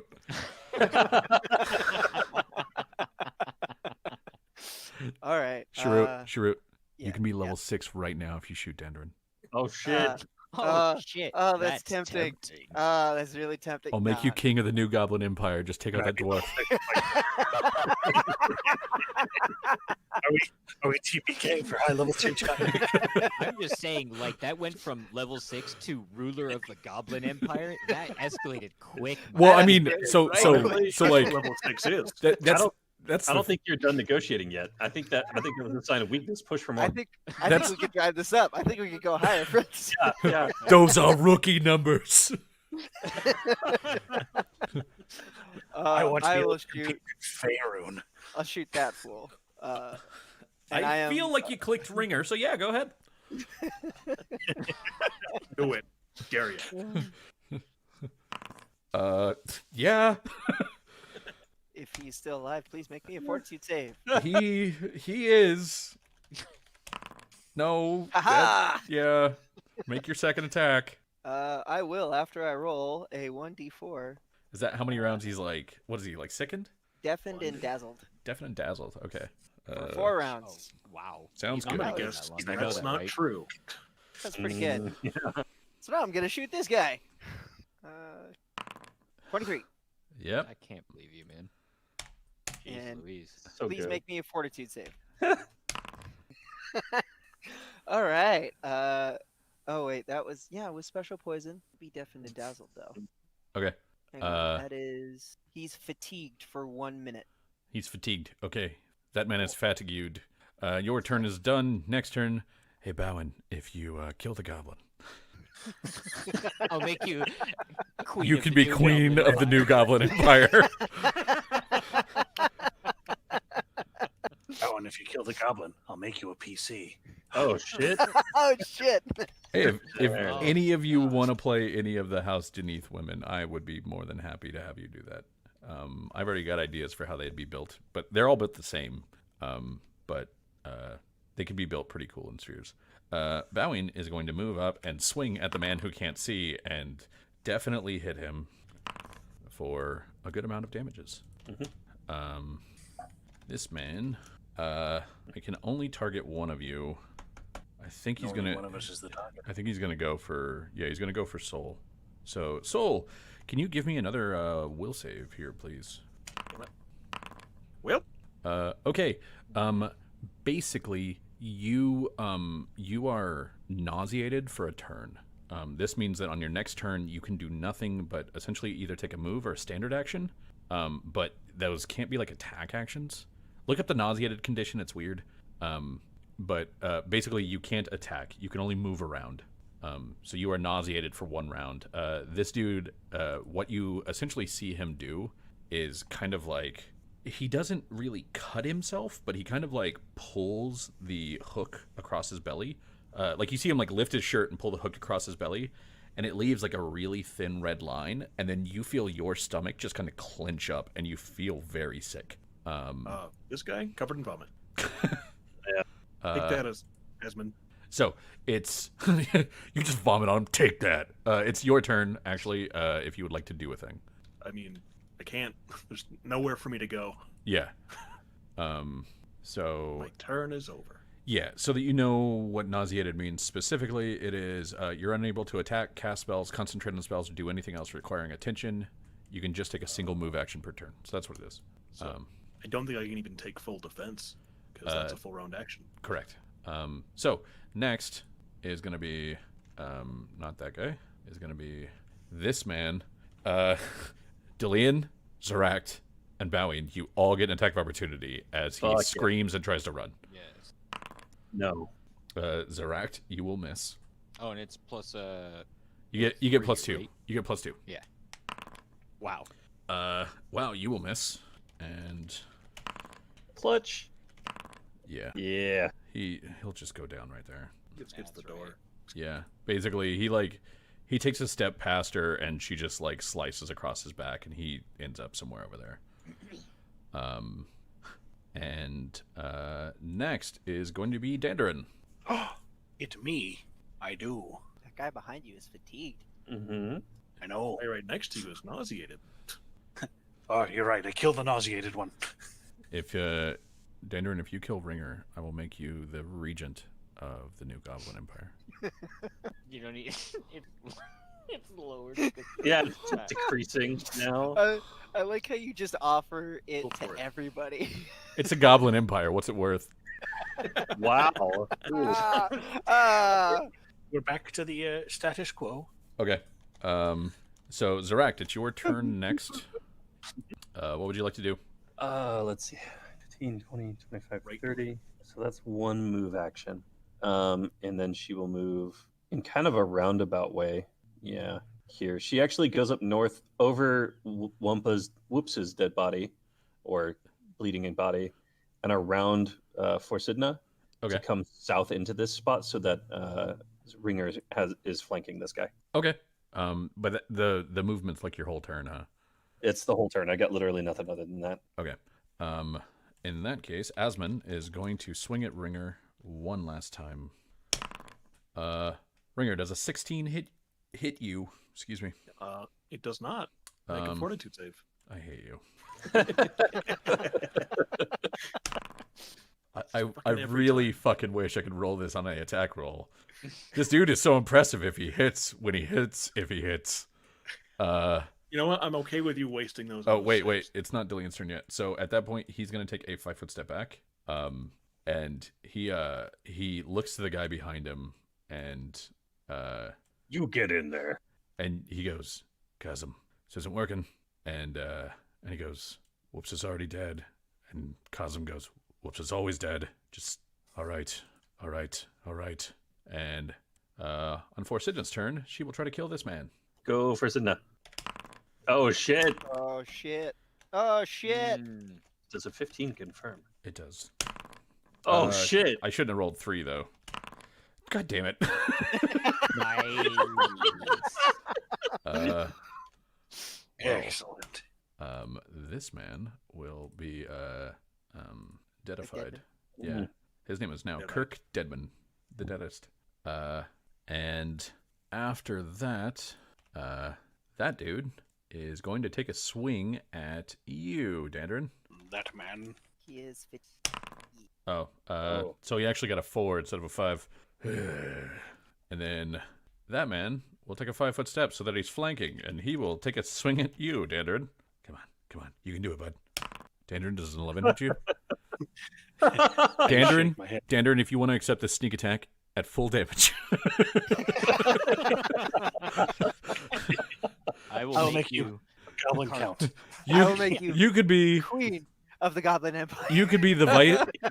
You could be Viscount. the vice ducal regent, vice ducal magister of the new Goblin 7-Eleven. Sharut, it's your turn. Seeing as the situation has been like kind of put under control here, Shoot's gonna move up to here, and he's gonna start making. Oh, you Yeah, should. he's gonna shoot. Okay. I'm trying to. Yeah. Yeah, Shoot he's the gonna casting fire. one. He's gonna fire off at the leader. They're both the leader. Dubious. in their hearts. There's always that- like a main leader, though. That one. We're gonna shoot that one. Okay. That one. Flashman is within 30 feet. And he's not in melee. Mm. Oh, Oh shit! Does a 23 hit? 1 second, please. No, yes. Yeah, the 23 is gonna hit. I was about to be There's like, oh, there's some crap, that's an armor class. there's shenanigans I can pull, but none of them do anything about a 23. No. please make me a fortitude. The amount of fortitude saves John Eric has rolled Sir. this combat. I'm Really going to is tell you phenomenal. that I will fucking not make a fortitude save. Thank you. Oh shit. All right, second attack. I mean, I know he can't take a fortitude save now, but I couldn't apply a poison because I had to. 22. Jesus. You know what, Ah, Sharut? Fuck you, damn. Sharut. Now there won't be a Goblin Empire. How you like that one? No. You've killed it. Little did you realize this man was the nascent prince of the Goblin Empire. And you, usurper, have taken his Usurper! Usurper! Yeah. All right. Yeah. Bowing is going to run to Corley's side. Or sorry, where? There we go. She's over here. To Corley's side. I ran her to the other person. Next. Okay. So, a couple things are gonna happen. Let's see. Can I change the color of this one? Let's make it a nice, hideous green, please. Perfect. Everybody in that area, which I believe is Ringer and Dandard. You guys don't have to make any saves, but if you could please, make me a perception check to sort of get an idea of what's happening. It just got very, very, very smoky. Okay. Yeah, Dandrin, you're coughing a little bit as it happens, and you're like, what the? I can't see anything without another dwarf to play off the bit. Ringer, you know that this is kind of a standard Kuel sort of thing that his minions used to use back in Metrol when they were losing. On those very few times that they did lose, they tend to drop some bombs and then run. And so it seems like that's what's going on now. So yeah. And then 1 sec. They're gonna try and flee. Ringer, it's your turn. Get in there. Fuck him up. Take at least one of their leaders out. It's your turn. You missed the last turn, but like your senses are kind of coming back to you now, and you feel like you're good to go. So I'm no longer nauseated? No longer nauseated. You were nauseated for one round. Oh, okay. Could not remember. That's why I asked. Yeah. I'm gonna do something stupid. Make an attack of opportunity. Okay. From who? This guy. From that guy? Mhm. Does that hit you? It sure does. 3 damages. Take it. I'm incredibly happy that happened because now I have tension to work with. Hit me. No, but hit me really this time. I'm not counterpunching, I promise. I swear. You can actually hit me. It's fine. I can't won't- do it unless you choke me. I'm gonna spend that for attack damage bonus. I'm going to do a bull rush. Okay. Oh. Let me see at- here. Look at this piece of shit using bull rush. God damn it. Yeah, tactics. This man and his tactics and his whatnots. Fuck them both. Yeah. Damn it. That don't Yeah. work. You start to do a bull rush, and he's just like, he puts a hand on your shoulder and then sort of smacks you in the head with the axe, and so you take some axe damage. You don't move him at all. Yep. Okay. Next is I said it was gonna something stupid. be Dandrin. I said, I'm going to add that man to the pile. My God. I'm going to add that man to the pile. My God, I'm gonna add that man to the pile. Roll your damage. Oh. Oh. But that's all it I took. didn't say it would be quick. I didn't say it'd be today's pile. You got to tenderize him. Really let the fear settle in. Okay, and Zeract, what would you like to do? Zeract is going to do something equally dumb. Well, maybe. She's going to Don't throw it. What? So don't throw it. Shh. Just let it. Just stop. Throw in a sword. She was there. Okay. This guy. That is gonna provoke an attack of opportunity. Does he have more attacks of opportunity? Oh, He's already had one. That's true. That's true. That makes sense. Okay. Zeract, seeing this guy like leading from the back and no longer really concerned with the two assholes jumping through the door, is gonna roll over here and try and hit this guy in the face. She's not going to, but she's gonna try. Okay. Yeah, 15 probably won't. A 15 is not going to hit him. Yeah, I don't think so. But she's there. Should somebody like to flank or? Don't mind if I do. So Zarakt, you get an attack of opportunity. Okay, I take it. Yeah, fuck it, nothing. I really like going sideways because they bounce up and down. So it's even better when you put two like right on top of each other because they split. So they go. Or no, wait. Here we go. It's so good. It's really dumb, but hey, Delian, it's your turn. What would you like to do? Travis, if you're talking, you're muted. That's really cool. Mm. That was really nice. I wonder why I did that. I don't know. Me neither. Eating some pretzels. Wish I had. So I guess everybody's getting in that little hubbub. You know, if you kill Zarakt right now, Yeah. some things might happen to you in your position in the New Goblin Empire. Wait, I thought it was defunct. That can go either way, dude. Some Turns things out you're might the happen. lowest part of the totem pole.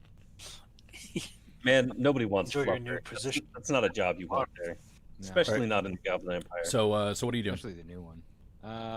I will. There's not a whole lot. Everybody's fucking jam packed in there, man. Mm-hmm. I guess I'll just like skirt and move about there. Okay. And ready in action to trip whoever gets close enough for me to trip. Sounds good. Forsidna can't get to anyone, so she's going to assist bowing with Corley. I mean, she can. She just can't take a 5-foot step. Yeah, but nah, she's not gonna do it. Okay.